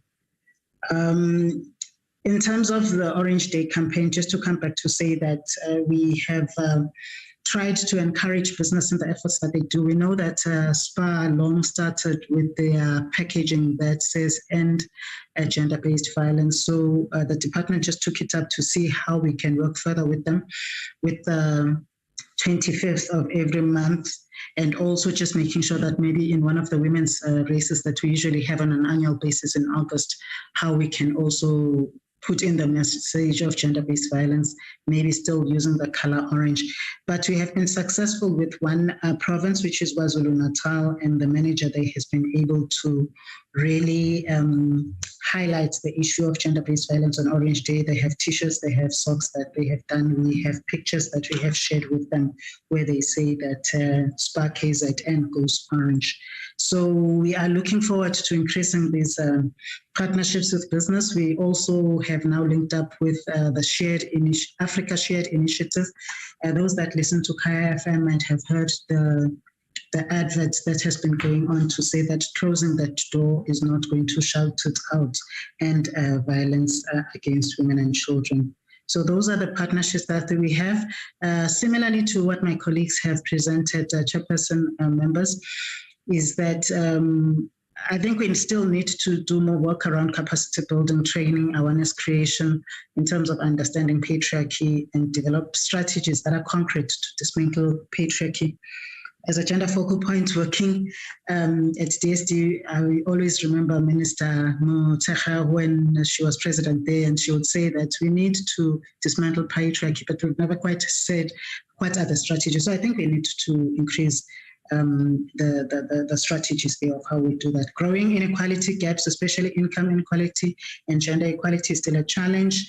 Persistent gender stereotypes, including objectification of women at all levels, especially in the media. I remember advocates again saying in one of our human rights activities at Khosimamapuro that we can legislate all we can, but if we cannot legislate against stereotypes or against attitude or perception. So I think that's one of the things that we still need to strengthen. And the issue of the backlash on gender equality, that perhaps women are dying at the rate that they are as well because they're empowered. So how do we strike a balance on ensuring that men also and boys understand empowerment and the implications of women's empowerment? Insistent negative cultural practices, lack of sufficient programs or capacity building, lack of understanding and skill to mainstream gender and GBV into programs, insufficient funds for implementing prevention programs, insufficient human, financial, and technical resources. I'll quickly go through this as well, but it's just in terms of the strategies to mitigate this. Conduct those trainings on patriarchy, narrow the inequality gaps, demystify and dispel persistent gender stereotypes, including that objectification of women, and also abolish negative cultural practices, because some of these things we can just stop. Just like polygamy was stopped overseas, we didn't have to legislate on it. Empower boys and men to understand women's empowerment and gender equality. Increase the programs on capacity building, create awareness on understanding gender mainstreaming, increase resources for implementing GBV prevention programs, and also promote programs on gender responsive budgeting and increase human, financial, and technical resources. We, as the Department of Sport, Arts and Culture, remain committed to ending gender-based violence through a multifaceted and long-term strategy based on prevention. And we also remain committed to promoting social cohesion and nation building with a clear understanding that there's a correlation between the two. We are indeed resolute on strengthening current initiatives and developing even more creative and innovative programs of relevance. Honorable Chairperson, I thank you, members of the Portfolio Committee, DM, and colleagues. Thank you very much, Chief Director Shongwe, for your presentation. Can we get a presentation from the GSIS? I don't have a name attached on it. Whoever is going to present, please do so. We are running short of time. Yes, good morning. It's GCIS here. Honorable Chair, the Honorable Bilankulu. Mandy, I'd be most grateful if I could share myself, please. Would that be okay with you? If you could unshare so that I can share. Okay, thank you, Honorable Chairperson, and it's still not letting me. I'm almost there. Honorable Chair and Honorable members, the Honorable Deputy Ministers and Ministers present, my esteemed colleagues, good afternoon to you from the GCIS. And now, Mandy, I'm not finding the slide myself. Sorry about that. Where are we now? Okay. I'm conscious of time, Honorable Chair, so I was quite worried about the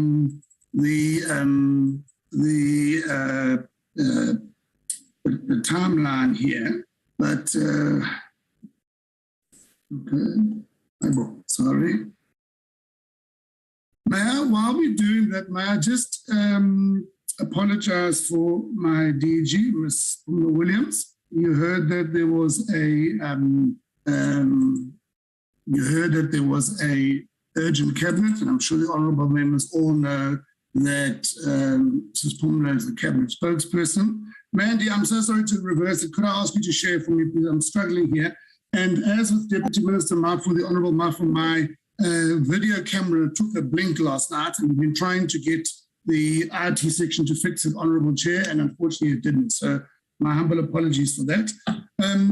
Honourable Chair, honourable members, it's a great privilege, as always with our department, to serve before any structure of elected public representatives. Thank you so very much for the time, and I'm going to try and be brief. I'm very thrilled to introduce to you Pumeza Bangani, my colleague here, who is the director of the Social and GCIS Justice Cluster, who is responsible for our partnership with the NSP, and particularly the Pillar 2, where we report. Honourable members, just one or two points of general background. I'm very proud to say, and some of you who know, I've been in the GCIS a very long time, that the foundation that we're working on now was laid on a very rich basis. On the early days of the 16 days of activism campaign in South Africa, we partnered on things like cyber dialogues and community outreaches with large umbrella bodies of civil society, to as recently, Honourable Chairperson, as our pre-SONA curtain raiser events where Minister, under the leadership of Minister Gugubela, Deputy Minister Sumaya, in partnership with the Nonaba Family Violence Center in Kailicha, we really had an opportunity to restore sanitary dignity to some of the women who are at the shelter, and also through collective efforts of the staff of GCIS. So Honourable Chair, we are very, very passionate as GCIS under the leadership of Sis Pumla on the really, really intensive fighting. I think we've seen from colleagues today a lot of work being done. And when the 16 days became a 365-day campaign, and when it was really internalized in coordination and advocacy into a lead department in the presidency, and the baseline for 16 days funding was backward linked into that new structure. However, the National Communication Strategic Framework, which we have GCIS developed and is approved by Cabinet for the current administration, internalizes and truly intensifies the focus on GBVF within the communication program of government. And it makes sure that within the cluster communication strategies, and I think you've seen rich evidence of that from Justice, from Basic Education, from other colleagues, they internalize that the narrative into those elements of the medium-term strategic framework and their individual, departmental and grouped campaigns. The fight against gender-based violence remains a priority for government. And secondly, I can also say that the 4 top campaigns that GCIS has niched itself to drive in a coordinated way with our own limited resources is GBVF, one of the 4, including jobs and youth opportunities in the economic recovery plan. So, Honourable Chair, we really want to say that we are passionate about this campaign, and we are committed to driving it in partnership with many of the other initiatives you saw here today. So broadly, our report has got 2 parts, and Sis Pumeza here, my colleague, participates in the first one quite well. We have, and I think you've seen from a number of colleagues, a range of reports. We coordinate on a monthly basis some of these communication reports into a government-wide communication campaign. Very often we leverage off of each other, as Cesar was saying before me, and as you saw Advocate Kambula also raising in her presentation. And then secondly, we have those individual initiatives that we as GCIS are driving on that. So Mandy, let's go to the next slide. So under the government-wide campaign, obviously some of the examples you've heard very richly this morning. One of the issues we've had is the gender-based dialogue, JCPS cluster dialogue, where a range of themes from the police side right through to corrections, enforcement, and some of those control policies in terms of enforcing behavior. But you heard the colleague from the leadership of the police indicating that there's only so much that law can do. So this was one of the events we curated together, really to push that narrative that the law won't tolerate this kind of conduct. Recently, we successfully also did 3 webinars on the new pieces of legislation that the honourable members present here put into law. Minister Zulu led the Kuzekani Madoda campaign. Sorry, my internet just went off for a second. Minister Zulu led the Kuzekani Madoda campaign, where we really are sending that strong message to men through the social structures. We've had events such as the Walk Against Human Trafficking. Mandy, if you can go on, please. We have, thank you, Mandy, yes. And we've also, so there's a whole range of campaigns that are happening across government that we could curate into our monthly report. Secondly, a very important contribution is the issue of media buying by a number of departments. Some of it Advocate Kambule referred to in the Let's Talk Justice program, and you can see it there. But you can see that in the community radio era in the last 18 months or so, we've spent roughly 3.2 million rand under the leadership of Minister Maite, Minister Lamola, in really using that direct and immediate platform of communities to convey messages against GBVF. We've used some television advertising and we've had some radio talk shows. And I must also affirm to the honourable members that the Let's Talk Justice program that Advocate Kabula was speaking is a very popular, in fact, it's rated as one of the most popular programs on the Talk to Your Minister suite of programs. So there's quite a significant investment that colleagues have made in campaigning, as you've seen. Next slide, please, Mandy. And then obviously just honourable members, some of you may have seen, this is just examples of some of the collateral that emanated from some of the paid for campaigning that we saw earlier. Next slide, please, Mandy. So obviously, as I indicated to you, we ourselves are not shying away, Honourable Chair, from this campaign. As I mentioned to you that if you remember the 16 Days of Activism and its later iteration, the Do Not Look Away campaign, proud to say that that was an in-house look and feel that was developed, the Look Away campaign, and even now to this day, it has got organic, it's got a viral life, it lives on various platforms, and it is being taken up by partners in government, by civil society, by faith institutions, so it's rooted itself in the public consciousness. During the COVID era, particularly last year and in hard lockdown, we did a number of webinars on issues such as workplace violence in the family, some of the issues around it, because we had detected in partnership with our sister department in the presidency that there was this increase in domestic violence as part of the lockdown. And it came out in the media quite strongly, and we put a number of platforms together during the COVID-19 pandemic. You'll recall that in the earlier part of this reporting cycle, we did a 100-men march in partnership with the whole range of social formations. Honourable Chair, our friends in the police who have an aerial capability said that from the helicopter they counted roughly 15,000 people in that march.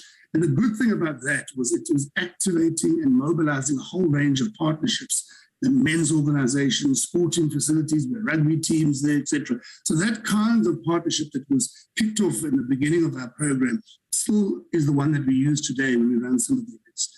Obviously, Pumeza participates very actively on our behalf with the two thrusts. Firstly, the curating of our monthly report from the government-wide communication system, and secondly, on GSAS inputs. And obviously, we lend other strategic support services to the colleagues who drive this as a secretarial service, also in the steering committee on GBVF. Let's move on, please, Mandy. Honourable Chair, we are a department, as I indicated to you, that puts GBVF first among our 4 top priorities in the generation of content, where we have very, very frequent talking points and messaging on GBVF issues that are given out. We are very proud that on a daily basis we have short messaging like this, always translated into all official languages. Remember, every day would not be GBVF issues, but it would be something else. But it's part of that movement to ensure coherence in messaging. We do opinion editorials and have been placed, and these daily messages are cascaded, Mandy, as we move on to the system as a whole. So we're hoping that they reach mayors, they reach district community development workers, etc. Also in-house produced, Honourable Chair, a number of pieces of collateral around the campaigns that have been running. We didn't have a huge budget, so we've made short promo videos, some of the survivor stories. In fact, I'm proud to tell you that some of the GSIS staff served as the actors in that, and they did that as their personal commitment to the videos and the campaigns we've been driving there. And some of these are at the apex level, at national, and they live on our social media platforms, and sometimes we get the support of broadcasters. Others live as an orange farm at a community-based level, but I'll touch on that in a minute. So let's move on. And as you can see, the collateral there is all stuff we've done within our own means and our own resources of staff in the GSIS. And of course, very often in collaboration with some of the wonderful colleagues that have presented here today. We also speak, Honourable Chair, intimately with communities. This is the recent count of our 2 cycles of the 16 days campaign.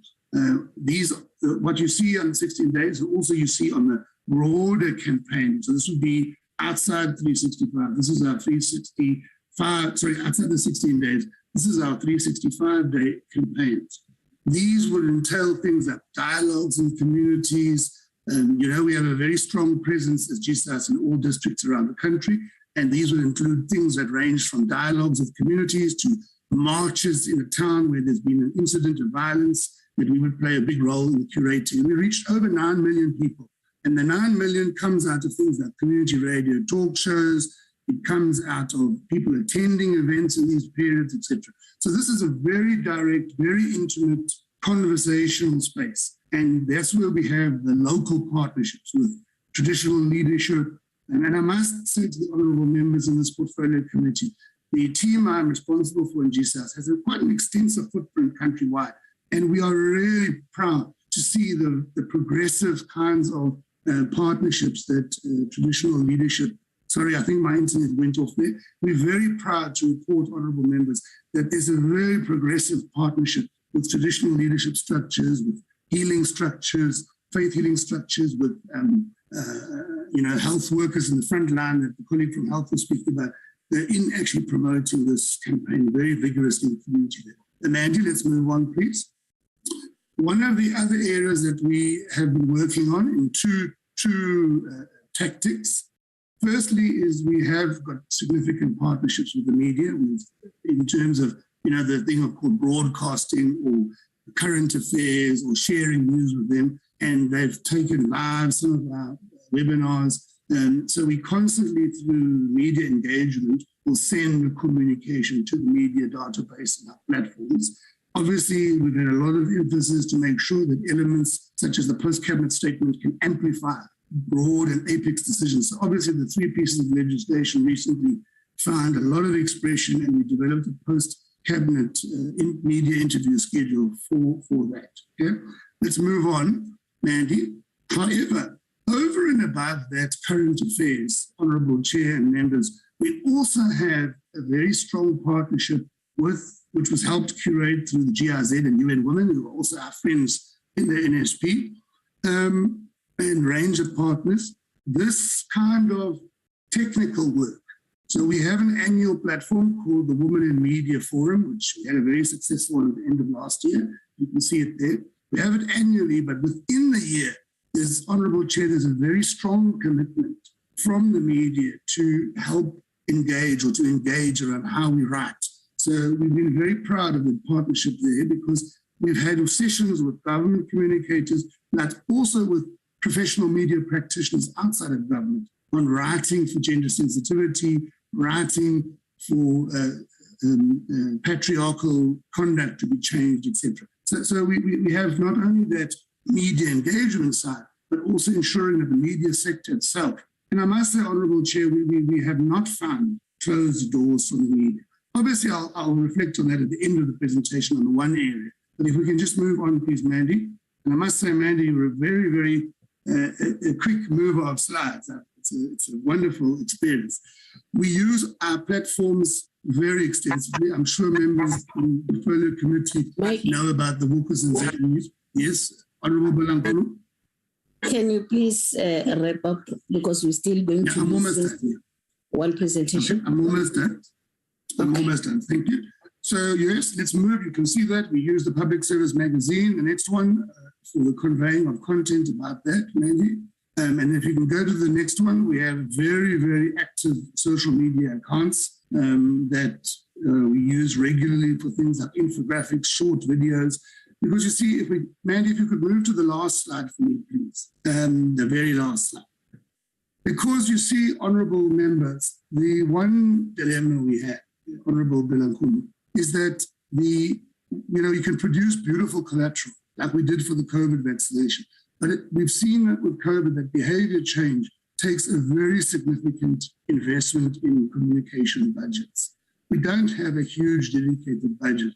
So if you make a brilliant little video, free, gratis, and for nothing, to get the readership or the viewership of that video from 10,000 or 200 or 4,000 to 1 million, you need to have very big investment. And a behavioral change campaign really requires a significant budget. So honorable members, we have been using the existing machinery. We've been coordinating many of the initiatives we have here, and that's quite a solid progress we've made in this reporting cycle. But we do think that with more budget, we can significantly improve the access. Thank you very much, Chief Minister. Thank you very much, Mike. Brand South Africa, Acting CEO. Ms. Ntombela, over to you. Good afternoon, honorable members. It will not be the acting CEO presenting, it will be myself, Togo Mudise, who is the acting chief marketing officer. However, the acting CEO is amongst us, and together with a financial team member, Zolile Zibi. Our acting CEO's name is Tembile Ntombela. I'll be quick, Honorable Chair. Shall we move on? Thank you. So Brand South Africa was named lead delivery partner for pillar number 2. And Brand South Africa, together with GCIS, our sister department, have been running campaigns. However, it must be noted that Brand South Africa is the agency responsible for managing the reputation and image of the country, both domestically and internationally, so that the country can be competitive globally and internationally. So this report basically includes information on activities that we have been able to implement through a program we call Play Your Part, which I'll talk to later. But it must be noted that in May of 2021, Brand South Africa was then redirected by the Executive Authority to now prioritize international programs, to focus more internationally and lessen a bit of the domestic focus. And we've had to rebalance and reshuffle so that we can respond to that directive. Thank you very much. One of the key things we were required to do was to produce and develop a toolkit that I will have a key messages and targeted sources of media developed. This is not Brand South Africa's area of core competence. We therefore were able to communicate with our sister department, and a comprehensive toolkit was thus developed by GCIS. One of the key things we must mention from a reputation management point of view is that GBVF has been identified as a major disabler in the positive positioning of the country. So to that end, we've tried to integrate campaigns and activations and implemented them in such a way that they address the issue from a nation branding point of view. Thank you. Next slide. This is just a breakdown of some of the activities we've implemented. So Play Your Part is a flagship program of Brand South Africa that was established 10 years ago. And the aim of the program is to promote active citizenship in the country so that people are active and they play a key role in changing their own lives and implementing activities that will help make positive changes in their communities and in their spaces. And the program, as it is, as a 10-year-old program, please can you go back to the previous slide? The program then has also several what we call Play Your Part ambassadors who are placed all over the country, who then are used to extend and enhance the messaging on our behalf, because we cannot be everywhere and do everything. So as you can see, broken down, I'll just take a few examples here. For example, Miss South Africa, Sasha Lee, who is also a Play Your Part ambassador, recorded a GBVF message to the youth and how they can play their part for the South Africa they want. A PYP ambassador, Noni Kazi, had an interview on UFM encouraging men to play their part to end GBV. We also had what we call a Play Your Part TV series, which was then turned into a virtual series due to COVID, where we featured anti-GBVF content. And the breakdown then shows you some of the elements of what we did in all this. I won't be taking members through that as the presentation has been shared. Next slide, please. Some of the multimedia campaigns we've run, namely Home is Not Always Where the Heart Is, a campaign that was run on print and digital platforms. Also another PYP ambassador, Melin Rousseau, and the Sanlam Foundation conducted a gender-based violence protection workshop to the grade 10 and grade 12 learners in Tuscany Glen High School and Belleville South in the Western Cape. Several other ambassadors, Melody Zondi and Zakim Kari, also responded to the call to action and driving the messaging in Limpopo and Gauteng. Then there's a women-led movement on gender-based violence as well that was in the Eastern Cape, the Western Cape. Next slide, please. We also do domestic research that assesses the mood and the temperature of South Africans on a quarterly basis. And what came out clearly in the study we did last year, particularly in 2020, was that it is clear that South Africans are concerned about the women and child abuse, and positive sentiments declined considerably in that year. And obviously, this is attributed to the increased focus that happened during the lockdowns that the country instituted. GBV, therefore, is a serious reputational concern to South Africans who also do not want to be associated with being a country that's unsafe for women and children. Next slide, please. These are just some of the examples of the campaigns. This is the show and tell, as you can see, so that you can see what it looks like. No one chooses to be raped was one of the messages, and how civil society plays a key role in supporting victims to address the scourge. Next slide, please. We have also gotten into partnerships with both business and civil society. Here is an example of a partnership we did with MultiChoice, where there was a virtual conference with the theme, Don't Be Silent. And it attracted various speakers from around the world, and it reached audiences in 40 countries on the continent and was profiled on MultiChoice and our own digital platforms. Next slide, please. Here's another campaign that we ran in 2021. This is basically the breakdown of the quarterly implementations you saw earlier, so that you see the detail of what they represented. One of them was, as I said, home is not always where the heart is, and it was flighted on Caxton print publications in the month of May, with an average readership in excess of 150,000. Next slide, please. Again, here was Play Your Part, asking citizens to take responsibility in protecting women and children, which was promoted on our own digital platforms. So we use a myriad of multimedia platforms.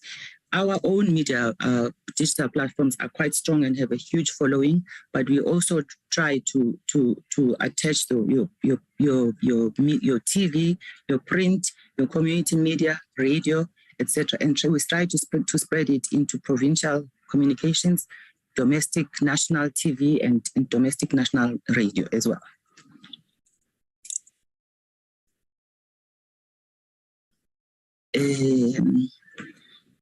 Next slide, please. Yeah, this one was a virtual dialogue called Empowering Voices to End Gender Violence in Africa. So we tried as much as we could to extend the messaging so that it's not just within the borders of South Africa, in order so that we are able to extend the messaging also to the continent. And this was particularly during the time when the president was the AU chair in 2020 and 2020/2021. So this particular one, to end gender violence in Africa, was had a theme that called Empowering Voices to End Gender Violence in Africa and Strategies to Tackle It, so that to showcase that South Africa is actively putting interventions in place that are addressing this issue, so that it's not seen as if we are just folding our arms and doing nothing, and showcase through the president's chairship that there are major interventions that want for us to change the narrative and change how South Africa is perceived as a violent country. Some of the countries that were represented in this particular dialogue, as you can see, Ethiopia, Ghana, France, India, Japan, Kenya, Malawi, etc., etc. Again, here it's an example of a digital campaign that we ran, which we developed and promoted on our own platforms, and we use Facebook and Twitter, and the overall impact content recorded about 284,806 impressions with 844 engagements. And then we also developed some messaging now in May 2021. Thank you. We also ran a campaign that we call Cool to Be Kind, which was encouraging influencers to extend acts of kindness to those in need. In this particular case, Terry Peto visited a safe house called No More Victims Safe House, which is a shelter. And Ulrich van Vieren planted a vegetable garden there. Terry basically visited there and donated a water tank for the girls' shelter so that they can access clean running water. Thank you. Next slide. Then in September, we partnered with founder of Women-Led Movement, Melin Rossouw, in the Western Cape, as I mentioned earlier. And yeah, as a program that is not necessarily funded, we've tried as much as we can to integrate it into existing programs so that we're able to carry the message and we're not seen to not be saying anything about this a serious problem that the country is facing. But we are fairly succeeding in that way. We are trying. However, as Michael has already mentioned as well, it is not a funded program. And if it was, it would be great to go bigger and run even TV ads and campaigns, but we're doing the best we can. Thank you, Chair. Thank you very much, Ms. Toko. And thank you very much to all the presenters. Honorable members, we're now going to ask questions to the department. But before we do that, I just want to acknowledge the presence of the Chief Whip of the Majority Party, Minister Nkwana Mashavani, and Minister Enji Mutsera, and all the DMs I've seen, DM Mafu, Maule, Sonshu, and Muloi. Thank you very much for your presence. Honorable members, let's engage the presentation. Time now is 1:45. I don't know, but maybe if you can make it until past, because we're still going to attend the sitting this afternoon. Thank you very much. Can I have the show of hands? Oh, I can see Honorable Chirwa, Honorable Mananiso, Honorable Nemadzinga Tsabalala, Honorable Velma, Honorable Lisuma. Yes. Honorable Chirwa, can you start, please? Thank you very much, Chairperson, for the opportunity, and thank you to all the presenters. My video is going to be off because I have a network problem here in Mamelodi. So I have questions to the three departments. I don't want to take up time for everybody else, so I've summed them up to three departments. And the first set is for the Department of Basic Education. I find it problematic, the issue of limiting the definition of teen pregnancies to just that. I feel it should encompass that in many of these instances is that the situation is rape too. It's not just pregnancy. And I'm saying this because we're aware, and we keep saying it even in these settings, that language is important, and how society receives language is also just as important, because if you just call it teen pregnancy, then we make it look as if we have a problem of young people or children, 9 to 10-year-olds, having unprotected sex, when in actual fact, our issue is not that children are having unprotected sex, but because in majority of these cases, the problem is rape. The issue is statutory rape. So I think our languaging around addressing the issue of teenage pregnancy and pregnancies in primary schools should be cognizant of that language, because it's very dangerous to present victims of rape as people that were, the innovators of their circumstances, when in actual fact they're actually victims of the situation. And number two, the CGE report on teen pregnancy. I want to find out from the department why they haven't implemented the recommendations that are encompassed in the CGE report. And number three, I want to ask how many criminal cases of these, in inverted commas, teen pregnancies that are majority of are actually rape has the department facilitated in opening to date, following the CGE report, following all the reports you keep giving us each and every year of how many children as young as 9 are giving birth in our hospitals? How many of these cases has the department facilitated in ensuring that these victims of rape get justice? Because, I mean, the sad thing is that every day in your classrooms, we are teaching people who are most probably still living with their rapists, who see their rapists every day, and who are expected to pass and to have comprehension.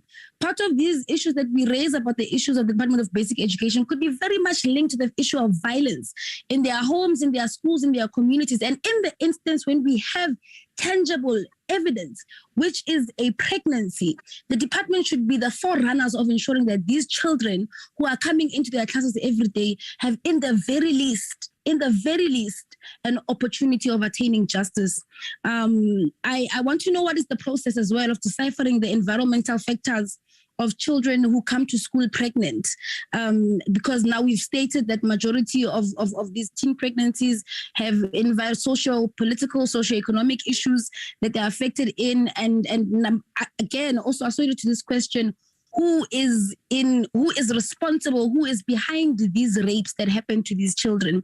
I want to know if there is such a process in the Department of Basic Education that goes as far as, you know, what I'm saying and asking about this. And lastly, to the Department of Basic Education, I want to know what is the relationship between or amongst the departments of health and the policing ministry, amongst others, as a support base for these cases of rape that happen to your pupils, and that we are lucky to know about through the existence of pregnancies. And then to the departments of higher education, I want to know what is the average number of sexual crimes.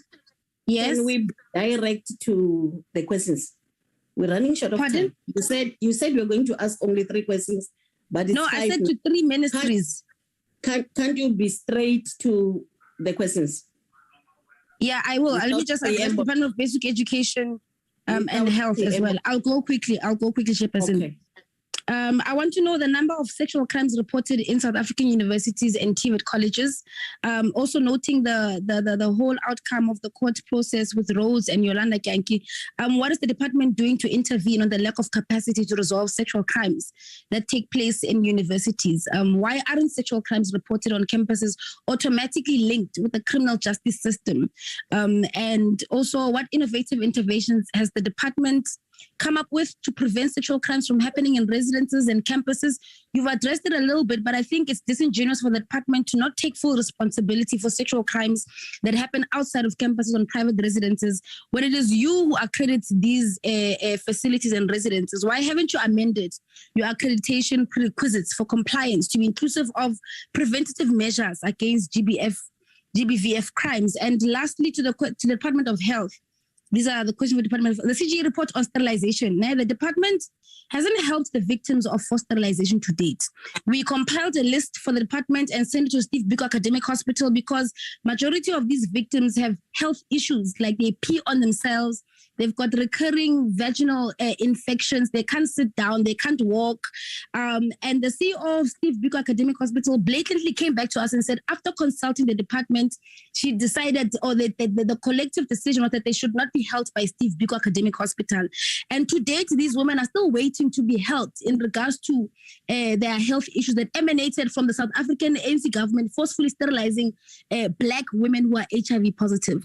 And another thing, the CGE gave you 4 months to implement the CGE recommendations, but you haven't done that 2 years later. I want to know what happens now. Do we just forget about it? Or when are you going to contact all of these individuals that we've sent you a list of to make sure that they get health interventions that they need? And then secondly, on the issue of mesh awareness, right? Transvaginal mesh complications.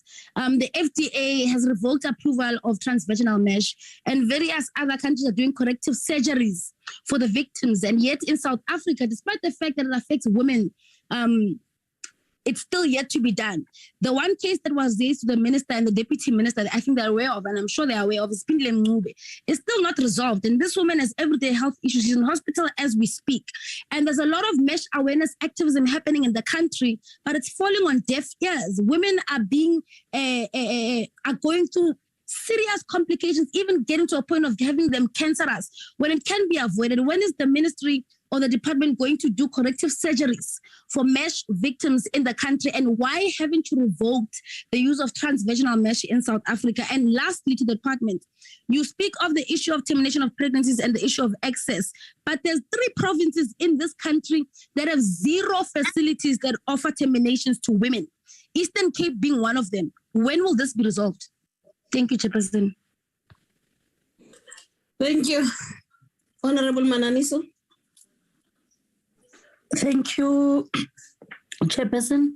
Let me start by welcoming all the presentations and Chair, start by saying that perhaps all these departments that could have presented to us, they need to write to us the plan of action in terms of the challenges that they have highlighted as one of the things that are impeding the service delivery with regards to gender-based violence and femicide. All of them, they need to submit to us. And one chair can note that when all the presenters, when we were presenting, they keep on raising issues of women development or emancipation as one of the key issues in terms of gender-based violence and femicide. And one would say that they need to actually edit or omit their documents, make sure that they include your LGBTIQA plus society, PWAs, PWDs, elderly people, and children as well. Because when we deal with GBVF, we deal with a societal issue. So it is worrisome when you can just reflect a small portion or one component of the society and you leave others. So I just want to say to all of them that they need to check their document so that they do that particular omissions. Chair, with regards to Department of Education, one would want to recommend that on their program that they have on issues of dealing with teenage pregnancy, perhaps they need to adopt ambassadors, those teenage pregnancy mothers that can go and speak to learners so that they prevent. Because we know that young people are crying that services that they get at the clinics, it's not youth friendly. So I just want to propose to BASIC to say they need to identify ambassadors that would say that I can go and speak to my peers about prevention and so on. That's what I can just say with regards to basic education. And for COG, one could have noted that on their challenges, they spoke about poor data management. Is it because of human capital or systems that they have in place? And is there any mitigation in terms of dealing with this issue, and by when? To Department of Health, I've seen that they have indicated that they are busy with capacity building programs. And on their slides, we only see that they say modules. Can they write to us and tell us specifics in terms of what are those particular modules?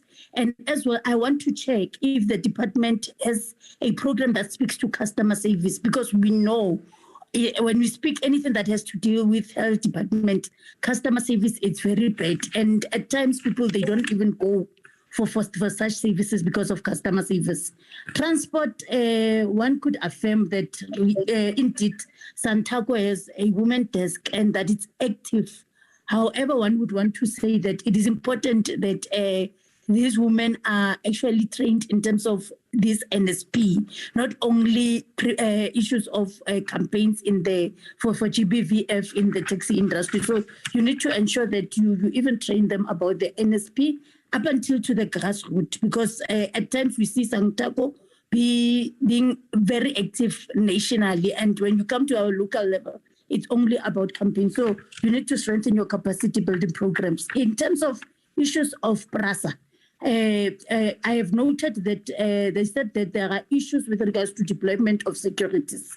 In terms of slide 7, Chair, I want them to write to us as well how many cases has been reported, because I know there's one case that I was dealing with in one of the railways. So I just want them to write to us specifics in terms of how many cases and status quo of those particular cases. With regards to sports and arts and culture, Chair, I think it's only about them making omissions because when they were presenting, they would speak about albinism, but on their notes, there's nothing that speaks about albinism. It's only disability. So they need to send us a proper presentation so that it speaks to what they have presented today. Chair, the other thing that one would want to suggest to all departments is that they need to submit to us as the caucus internal and external programs that they have with regards to GBVF. And lastly, on Brent SA and GCIS actually. GCIS, we cannot feel you on the ground. There's lack of visibility. And when we want to communicate anything that has to do with GBV and we want to deal with real issues, I think anyone who can even access internet needs to know what is happening. So you need to make sure that your outreaches on daily basis, 365 days, they are on the ground teaching people in terms of what is happening with regards to gender-based violence and femicide.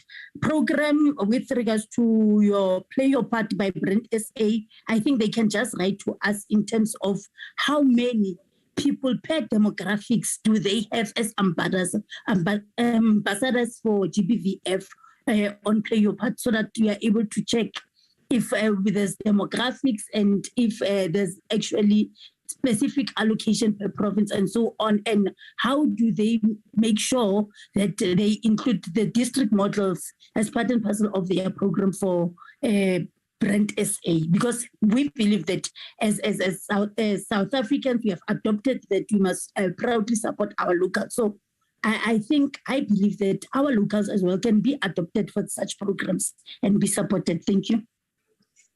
Thank you very much. Let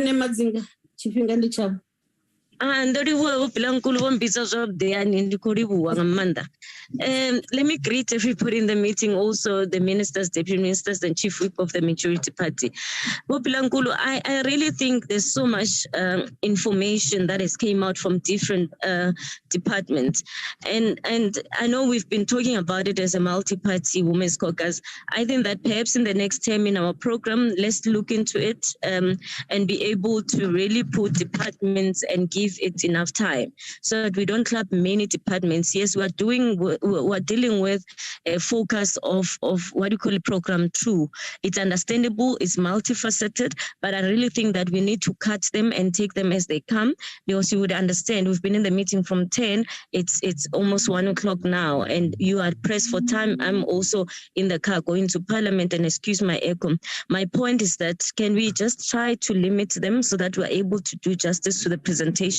So for that, I'm not going to ask questions. I'm just going to comment by saying that I think that through our parliamentary constituency officers, our people need this information from arts and culture, social cohesion, matters of GCIS, information and so forth. So I want to say that can we be shared information, and through your office that it also shares all these PCOs where we ask public reps and we're able to invite them and have contacts with them and do our own committee meetings, community meetings, and bring them to share this information, allow them to interact with communities, let them be available on programs that Deputy Minister of Arts and Culture would have launched and so forth. So I don't want to go there. I'm just commenting that let us share our PCOs and have direct contact and be able to do focus programs with them so that we're able to address them. I had lots of questions from health and so forth, police, on PRASA, but I'm not going to do that now. But I think that, yes, we can send comments, but let us have this information in PCOs. Let us have the departments be available and work with them, especially during the times of recess or during times of oversight. Then we're able to interact with them better. But thank you so much, and to all the departments for the information. Thank you. Honorable Velma. Thank you, Chairperson. Greetings to everyone and all protocol observed. Thank you very much for all the presentations as presented. I wanted to just make a couple of comments.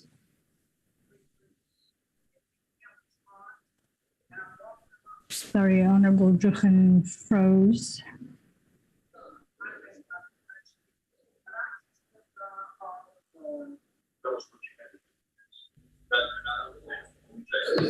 Okay, sorry, she's back. Okay, so yes, once again, greetings to everyone, all protocol observed. Thank you for everyone's presentations. I just wanted to ask, with regards to the Department of Basic Education, your TEEF for all the teaching programs, do they also go to schools for the deaf and for different people with disabilities, the schools for people with disabilities? Because there are over 200 deaf teacher assistants. Do they also get that kind of training? And deaf teachers and deaf teacher assistants are crying for training, but they are not being trained on anything. So I want to ask what training is given to them on all the issues that are being discussed here. Then I'm becoming very concerned when I receive messages and I see in the news and the newspaper that school children themselves abuse hostile parents. I think there was one in Gauteng, the hostile mother that was abusing, and I think there's a lot of frustration and young adults in the school system. Those concerns are not raised, and therefore they abuse the house mother. It's wrong, but what is the department doing about that? And what assistance is the department giving provinces to deal with that? And also there's a lot in the newspaper about teachers who cannot sign. If they cannot sign, they cannot communicate with the school children. What is the department doing to see to that? I will accept a response in writing if it's too long, and I don't want to name anything, but the departments are here. Please invite disabled and the deaf community to your community events.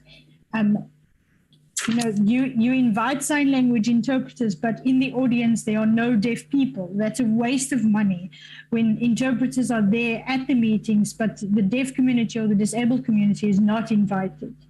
So please see to that happens. Transport, I'm here in the Western Cape and I'm in the southern suburbs, and I see a lot of homeless people who build very close and sleep very close to the railway lines, and it's especially when they themselves have children as well. It's very dangerous. You never know what's going to happen when the trains pass and the children face these things. So please, PRASA, the Department of Transport, see to the safety of the corridors for people in those areas. And then also I want to know, Department of Higher Education.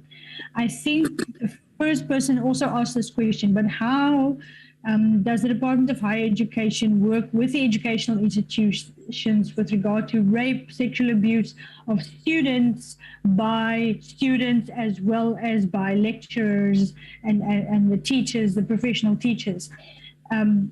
It's never, might not, it's only handled within the institute, but might never be reported to the police. Because the institutes tend to keep quiet about these things. I think that's all. Thank you, Chair. Thank you very much. Honorable Lisuma, are you still there? Thank you very much, Honorable Chair, and greetings, protocol observed. Just a quick one, Chair. Okay. Is that by no means that we want to take the oversight role of various responsible committees. However, I would like just for the Department of Justice and Correctional Services, if they can pay attention to the courts that deals with the gender-based violence, because it seems like the cases are not moving, in particular in Pinetown area. We went there and it seems like all the cases are like no evidence, nothing. It seems like there's no appetite in terms of those cases. Two, Chair, is that you can't oversight on something that is not you can't measure. It could be appreciated moving forward when we request such reports that also, which I appreciate that they were targeting our committee today, that they have got targets, the show and tell, than just being generic to say that we've got a program that deals with this, but there's no face to the program. One will appreciate that and also be able to measure those good work that might be done by various departments. The very last one, Chair, also the measurables ones must also talk to quantify how do we endeavor to make our women in particular to be economically empowered, as it were, i.e. your Department of Transport and other departments, even the public works as well. The other one that I will request, which is my last point, is the issue of having an aggressive anti-copper theft, which encourages dark streets, dark corners, and all that, because it impacts also on the vulnerables, which are children and women in particular, but the general society. Thank you very much, Honorable Chair. Thank you very much, Honorable Suma. Honorable Masiko.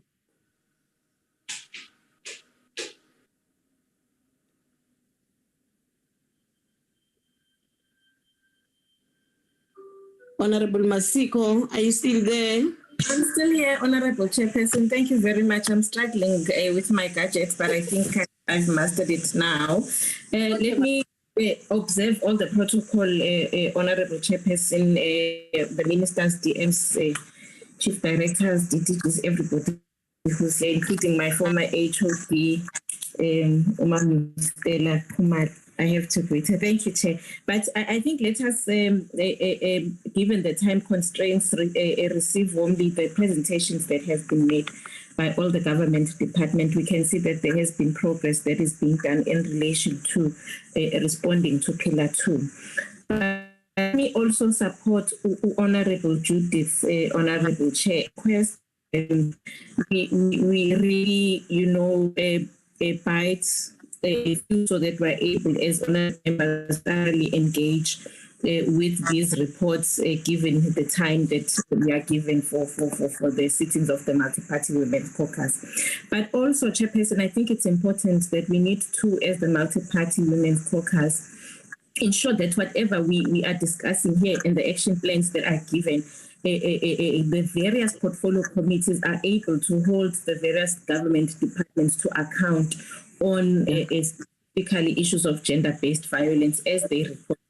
The question that I have in mind is how often do the responsible portfolio committees deal with these reports or deal with the aspects of gender-based violence in relation to the entire work that the department is conducting. The next comment, Chairperson, relates to the issue of the training, and I can see that the presentation of ISAP's dealing with the integrated sexual offences and GBV action plan, the focus areas, they had the focus area 2, which deals with training and development of members. I think it's important, Chairperson. In fact, it's a comment that is cutting across all the departments. The issue of training and development of the end users. We hear that there are policies. We hear that there are frameworks are in place. We hear that they there are policies that are placed. For instance, we had a CGE report on gender transformation investigation in TVET colleges. And one of the findings that the report or the investigations came out with is that some of the end users are not aware of the existing policies that are there. For instance, in some of the TVET colleges that were investigated, they weren't aware, officials of the TVET colleges, that there is an existing policy on sexual harassment and gender-based violence in the institution. So for me, it's important for continuous training and development of members to take place so that they are able to implement these policies correctly, 1, and 2, be aware that they are even existing in their institutions. So that's one for higher education, but also all the other departments can look into that. Whilst we are on that one, Chairperson of SAPS, yesterday there was a statement that was issued by the MEC of KZN for social development, MEC Khoza, where she had expressed shock at the allegations that in a police station in Kwahlabisa, a victim of gender-based violence who was abused by her live-in partner had requested the assistance of a police. And when the police went to pick her up, to take her to the police station for protection, then themselves went further to traumatize the woman and raped her. So it's things that we need to look closely at, where we prevent the secondary victimization of the victims, especially when they are supposed to be in our hands and or the hands of the government, their own safety and protection. I think we should look into that and pay particular attention to that. The last comment, Chairperson, goes to the Department of Arts and Culture, and it's in relation to women in the media and in entertainment industry. I think it's important for us to closely monitor, and it was raised in the presentation, the persistent gender stereotypes, including, Chairperson, the objectification of women at all levels, especially in the media. The shows that we are watching, on this, some of the programs like Moja Love, and how women will be fighting for men and all of these things. I think we should pay particular attention to that and how it further fuels a gender-based violence within our homes when we are receiving them unkept or unmonitored in our TV screens. The last one, to Arts and Culture, Chairperson, and we must welcome the campaigns that were presented, and one of them is dealing with men-to-men conversations. I think that one is very, very important. And some of the programs that we are funding, that Arts and Culture is funding, the arts festivals. There's ingoma throughout the country where men will meet and do ingoma. Let me put it like that. I think it's important for the voice of women and how to treat women, and education on how men should protect women must come out in those programs. And for me, it really goes to the issue of thinking out of the box, because and you are having those ingomas throughout, especially in the period where we will be down in and all of those. So the men, especially those who we deem as mainly patriarchal, will converge. So it's important for us to spread the word and educate men on such.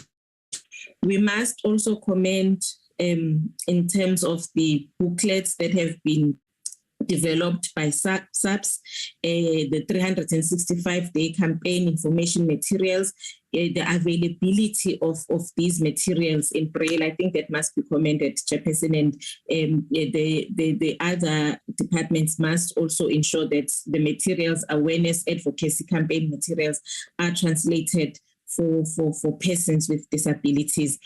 The only question that I have then, Chairperson, on the issue of SAPS, they had issued, on slide 13, indicated that there has been an establishment of the National Youth Gender-based Violence Committee. So one would request to get further, even if it's in writing, on the functionality of this structure and how it then relates or work with other youth structures that are available to ensure that there are campaigns that are being done, especially by young people, on issues of gender-based violence. Thank you very much, Honorable Chair. Thank you very much, honorable members. You raise very important questions and comments. We're now going to the departments to get responses. And I will kindly ask the department also to respond in writing because of the time constraint. But we're going to start with basic education. Basic education, over to you. Thank you very much, Madam Chair. Basic Education would like to appreciate all the questions and recommendations that have been provided, and to give reassurance, the Department of Basic Education, the Department of Health have a very strong collaboration through the Integrated Schools Health Program, and this collaboration gives expression to all the complementary activities that take place in and through schools. Secondly, we have a protocol with the South African Police Services, and part of this protocol involves connecting every school to a police station and every police station having representation on the school safety committees. The protocol also requires for SAPS to close taverns and places that sell alcohol down within a radius of the perimeters of schools in order to further insulate the learning environment. I want to agree, the department is also very perturbed by the number of girls between the ages of 10 and 14 years. We ask who is raping these children, and often it's people that the children know. This is statutory rape, and the question was also, so who is responsible for reporting it? And according to our protocol and according to our law, every single person who knows about a child who has been raped or a child who has been harmed has a responsibility to report to the police and to assist the child and the family to walk the process through the courts. I'm going to hand over to my Chief Director in the Department of Justice and Social Development, Praise Kambula. She is holding the Let me come in first. All right, thank you. Thank you so much, dear. Thank you, Chair. Apologies for coming this way. I just wanted to emphasize the fact that we are collaborating with Department of Health, Social Development, SAPS, Justice, and communication, especially when we deal with some other issues, pregnancy and whatever, and bullying, because these things are related. So we're working very well in that coordinated and collaborative function. So, and it shows that moving forward, we are going to win, because we are even working with civil society and involving communities, councillors, leaders of communities. So this program is going very well to try and cap this. Thank you so much. Thanks, Tim. I also just wanted to acknowledge the good ideas of using an ambassador approach for prevention of teenage pregnancies. We take up the call for deaf teachers to receive training in CSE, as well as to extend our training in sign language to teachers who need to know sign in order to teach more effectively. So just say we appreciate those suggestions, and we certainly will factor that into our ongoing work. I thank you, Chair. Thank you very much. Is there any other one who want to add on basic education? If not, let's proceed to higher education. Thank you, Chairperson, and thanks for the detailed questions and interrogation of our report, and also for the suggestions that made by honourable members. We have recently submitted our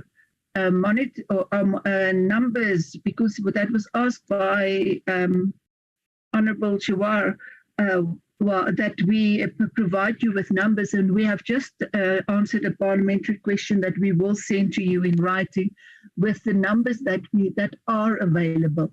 But we must acknowledge the realities that we're sitting with, especially in PSET institutions, is that we are working with young adults. That's the first point. The second point is that, like I said, it's a very complex issue. And reporting by a victim is the prerogative of the victim. We have got protocols and training programs and support programs encouraging them to report to campus security or the specific office, GBV office, that are established across all the campuses, and the police. But it's still, we're sitting at the moment with a case that a student just didn't report it, and it's 2 years later now. And I think there's such a different set of reasons why a person wouldn't report. It's stigmatization, it's vulnerability, there's a range of reasons that we can quote for that. But yes, we have to improve our reporting and our especially when it comes to the number of of cases that are being reported. The lack of capacity, I think there's a 2-point lack of capacity. The first one is the lack of capacity to handle the cases, but also, as I said, the lack of capacity to report the cases by the victims themselves. So that is why we also have the protocols and the training programs through higher health, for campus security, for gender-based violence centers, and so forth, through higher health, to assist also and build that capacity. So on each campus, there is currently a gender-based violence office connected to them, and they have got the protocols, and we are doing the training to capacitate them to handle cases that are reported. The rest we will answer in writing, but I think the big issue around the accreditation of accommodation, yes, we do accredit the accommodation, and safety is one big issue of that accreditation. But what happens behind closed doors is really for us a concern. And we try to change also some of our protocols to see how we can assist in that. But it's still, like I said, it's always a problem what's happening behind closed door. We will submit our plan of action. Thanks, Honourable Mananiso. It is included in our GBV policy, the implementation plan, and we will submit that, as well as the inclusion of vulnerable groups. I think it's so important. We have to look at the LGBTQ community as well as people with disabilities, because those people are very vulnerable when it comes to sexual harassment and sexual offences. Then the other issue that I just want to raise is what Honourable Masisu raised, and that is the CGE report on the TVET colleges. The awareness programs have been, since that report, because that report is a 2-year ago survey that they've done. Subsequently, we have ensured through the student support services that every campus have got a SSS office that is supporting the students on the campus with the help of Higher Health. Higher Health is doing prevention programs, advocacy, awareness programs, as well as support to students, not only in the programs, but also support when there is an offence taking place. And the awareness of policies are very important, but I think also the awareness of what to do, or how do you conduct yourself, and those kind of personal matters. And that is why Higher Health's integrated approach is so important, because we also link it to STIs, and we also link it to mental health of the student, because all of these aspects are being influenced in cases where sexual harassment is taking place, or rape and other sexual offences. The men-to-men conversations, thanks for that, and I think we will strengthen that, because I think the societal issues, the social justice issue, the human rights issue, the socioeconomic environment of our students, all those contribute to GBV, and the men-to-men discussions is so important. And as you know, our Deputy Minister has had a whole series of engagement with men on campuses and students, as well as lecturers and staff of PZ institutions, to talk about the role of men and the whole social issues around that. But all the other questions, thanks for them, and we will also respond in writing. Thank you. Thank you so much. Sobs.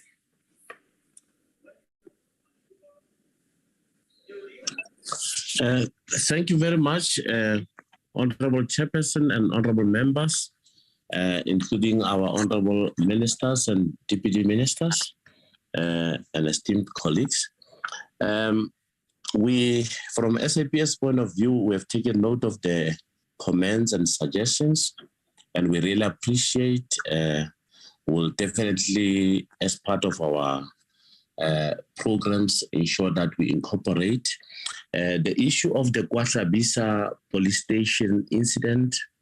I'm requesting, Honorable Chairperson, that we do that the submission of that incident in writing, but I can also reiterate the fact that as South African Police Service, we have a zero tolerance for any such incidents where members are subjecting the victims of GBV and sexual offenses on secondary victimization, and we ensure that such cases they are dealt with both criminally and also through our departmental investigations and hearings. I will request through you, Honorable Chairperson, that if we can do the submission in writing so that we can get the full incident and also on what steps have been taken by the SAPS in that respect. I submit. Thank you very much, Honorable Chairperson. Thank you, Lieutenant General Mutlala. Department of Justice and Correctional Services.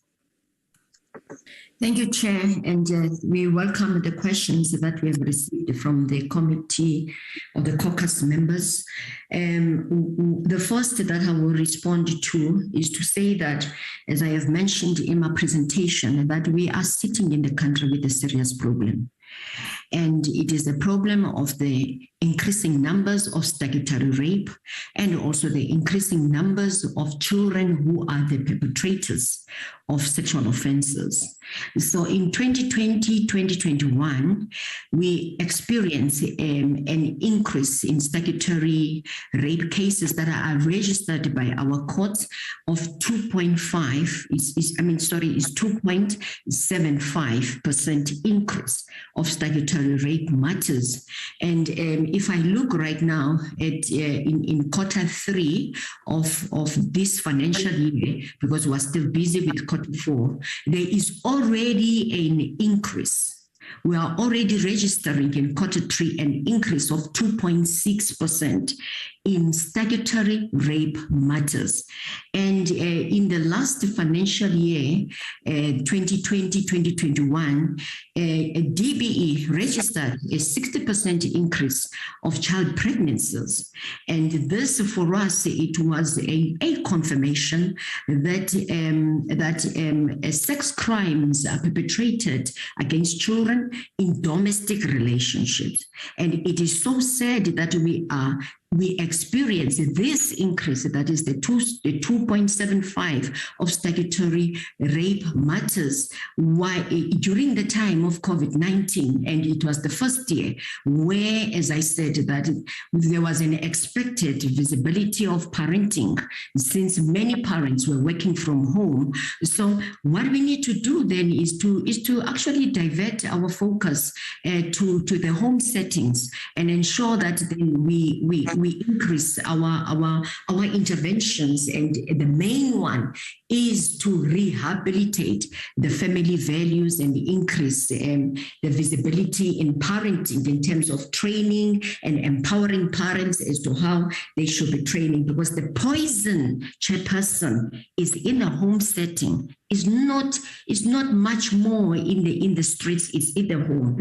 And now the second question that is coming from Honorable Lisuma is to say that we experience quite a high backlog increase. And it came at a time that we were already struggling with case backlogs. So during the first year of COVID-19, we registered the 44%, is the national average increase of 44% increase in case backlogs. So now you were referring to Pinetown. So Pinetown has not been appearing much in our statistics in terms of the top 10 case courts that we collect statistics on, and ensure that then we actually in our stats collection and nationally we extrapolate 10 courts which have registered the high numbers of new matters in particular cases and so on. So Pinetown has not been featuring, it's only Pietermaritzburg, but now that you have mentioned Pinetown, I will take the responsibility of ensuring that then we consider, we look at what the problem is there, what are the bottlenecks and so on, so that we remove waste then from the value chain in terms of the speedy finalization of the cases. And I would also like to say that we have just finalized the drafting of the National Case Backlog Framework, which gives a priority to cases of GBVF. And now it is at a stage of being considered by the minister. And we are hoping that when we get to the first quarter of the next financial year, we'll be starting then to implement this framework. I may also just, which is the last thing, to say that, in cases of sexual offences, it's something that is quite a huge concern for the department in terms of the delays that we're experiencing in finalising these cases. As you know, members, that there was a challenge that we had to unblock as a department under the leadership of our Deputy Minister, collaborating with the Minister of Police to ensure that then we speed up the finalization of the DNA reports that were causing a lot of delay in the finalization of the sexual offences matters. So now, with that, from that intervention, we have experienced quite a huge progress. And I'm chairing a committee, a Pillar 3 committee, where they are reporting, and they have indicated that, as at the 28th of January 2022, they managed to finalize 6,779 reports. But now, as a department, we're going to do a study. I'm putting my head on the block here. It's something that's going to be headed by me. It's a study, national study, looking at all the criminal justice system, all the key stakeholders there, as to what is actually delaying the finalization of these cases from each and every service point, and so that then we establish the performance standards, the turnaround times at each service point, and we remove everything that is causing the delays so as to speed up the finalization of these cases. Thank you so much, Chairperson. Thank you, Department of Health.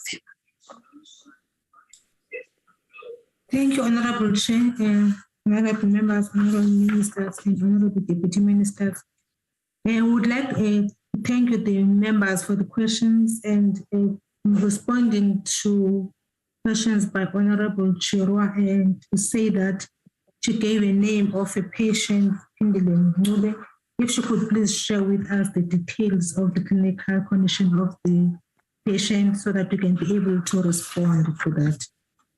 Regarding the other questions of mesh awareness and autocorrective surgeries in the country, we'll be able to respond in that in writing to give all the details.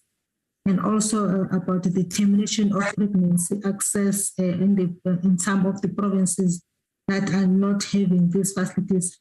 We'll appreciate if Honorable Chira can give us the names of those 3 provinces. A detailed report will be sent to this committee as a response.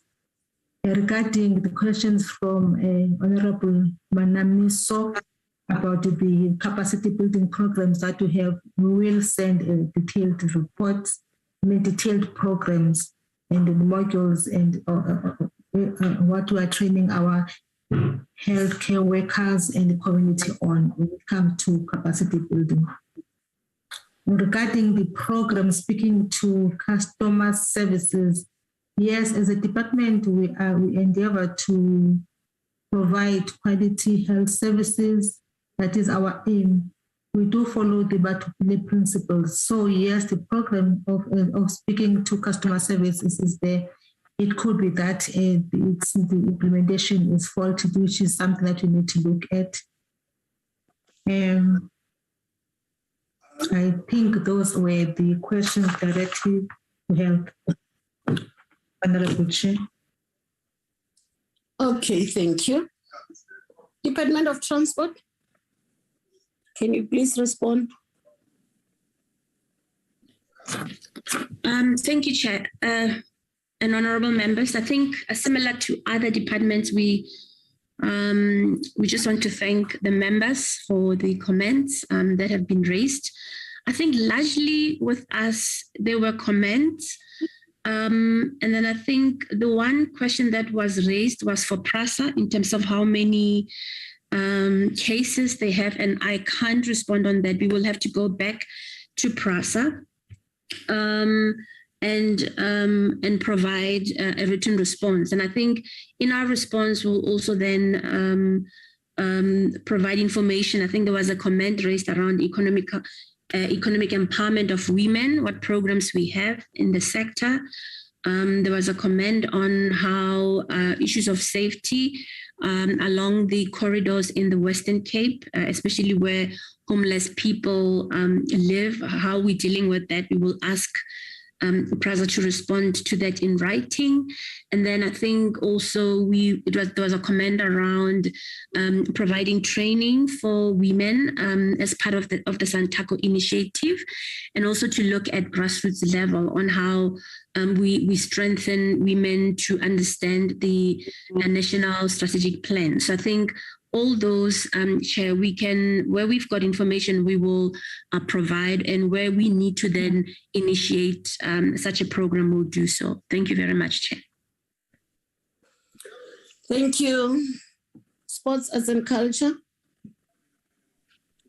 Thank you very much, Chair, and thank you very much for the comments on the presentations. We take particular note of what Honorable Mananiso has raised around the inclusion of all the vulnerable groups in the presentation, people living with albinism, people living with disability, that we don't just talk about them, but we include in the presentation. That is well taken. And the fact that we must share both the external and the internal programs. What has Honorable Judith Shabalala raised around sharing of the information, I think it's noted that it has to go through to all the PCOs, because it then will empower the members to be able to know how to engage with the department. Well taken. And I think it's an important point that Honorable Soma raised around all the presentations putting targets, so that we don't just come here, present for the sake of presentation, because it will also help the honorable members to make an assessment when we come back on the targets that we would have presented. We take that note as the department. And Honorable Masiko, on the issue of the media and entertainment industry, on the objectification of women, that's a point that is very critical, that probably it's something that we need to come back and give a better presentation and engage the caucus on this, because it's a very big issue, and I think it's an important point. And the point that in all the programs of the departments and the events, let's have the voice of women there, so that the programs that the department is doing becomes, the issue of the gender-based violence becomes integrated into all the programs. And I thought those were the main issues that were raised, and mainly they were comments. There was not a specific question. Thank you very much, Chair. Thank you very much, DM. GCIS. Thank you, Honourable Chair, and thank you, Honourable Members. The comments about communication were few, but I think just one or two quick observations. Thank you very much, Honourable Chairperson and the members of the Women's Caucus, for having us today and for bringing us to account and explain. Thank you for some of the guidance. Some of the other issues I will pick up because they are content issues, and that even though they're on my colleagues' portfolios, we'll pick them up in our content plan. Being felt on the ground, Honourable Chairperson, as Honourable Manisa said, it's definitely, I think that the field workers are doing their best. But what we will do, I will, and my memory might be wrong, but I will double check it on two things. Firstly, PCOs are very much part of the collateral network of the district offices. Some of them will also be on the direct distribution list of Hukus and Zella. So, but I will double check that in our response that Sister Measure and myself will submit. Secondly, Honourable Chair, I just also want to confirm, and we won't perhaps do it now, but I'll ask Liesel Surf in our parliamentary office to make sure that, as also I think was Honourable Judy also raised, that the system of in the MP kiosks there, where you get information from the Information Resource Centre via Liesel, to be ensured that that is resurrected. Obviously, during the COVID period, there was a bit of a lull, Honourable Chair, in that for obvious reasons. But as we return to the new normal, I'll just make 100% sure that Liesel and them are ensuring that the pigeonholes, the systems where we distribute information through the kiosks on MPs is restored. And then finally, thank you very much. I think the idea, there's an idea you've sparked in my head about, the daily work. There's a lot of things that happen on a daily basis in communities, but perhaps because they happen in remote areas, we don't always get mainstream coverage, but there's a way to solve it because social media is quite watched by the public. So I'll apply my mind to the Honourable Belankulu and Resort. Thank you so very much for that. Honourable Belankulu, if I could just make one quick remark, because it's a very long meeting, there were many people, and I would very much like to introduce to the Honourable Caucus my counterpart, Ms.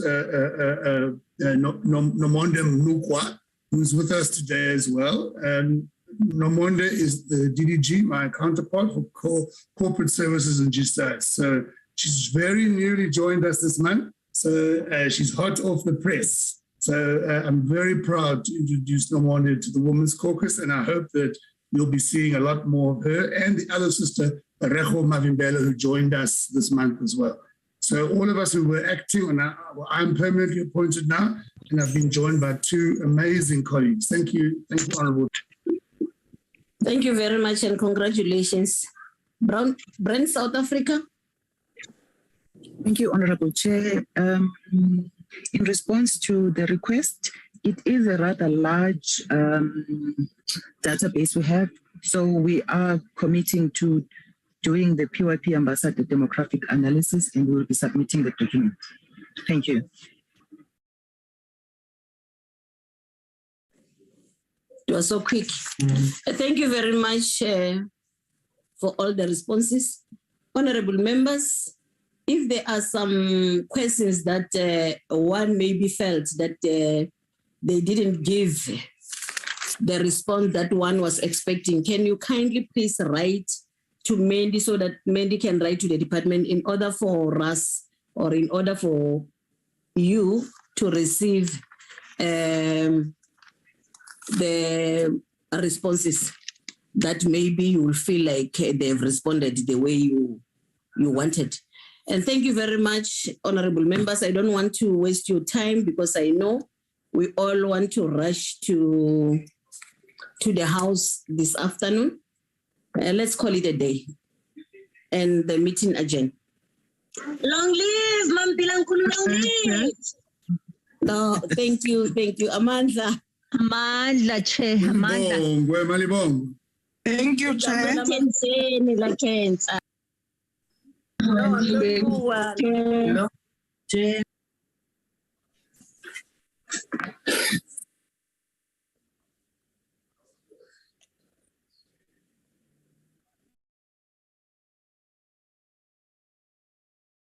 Record.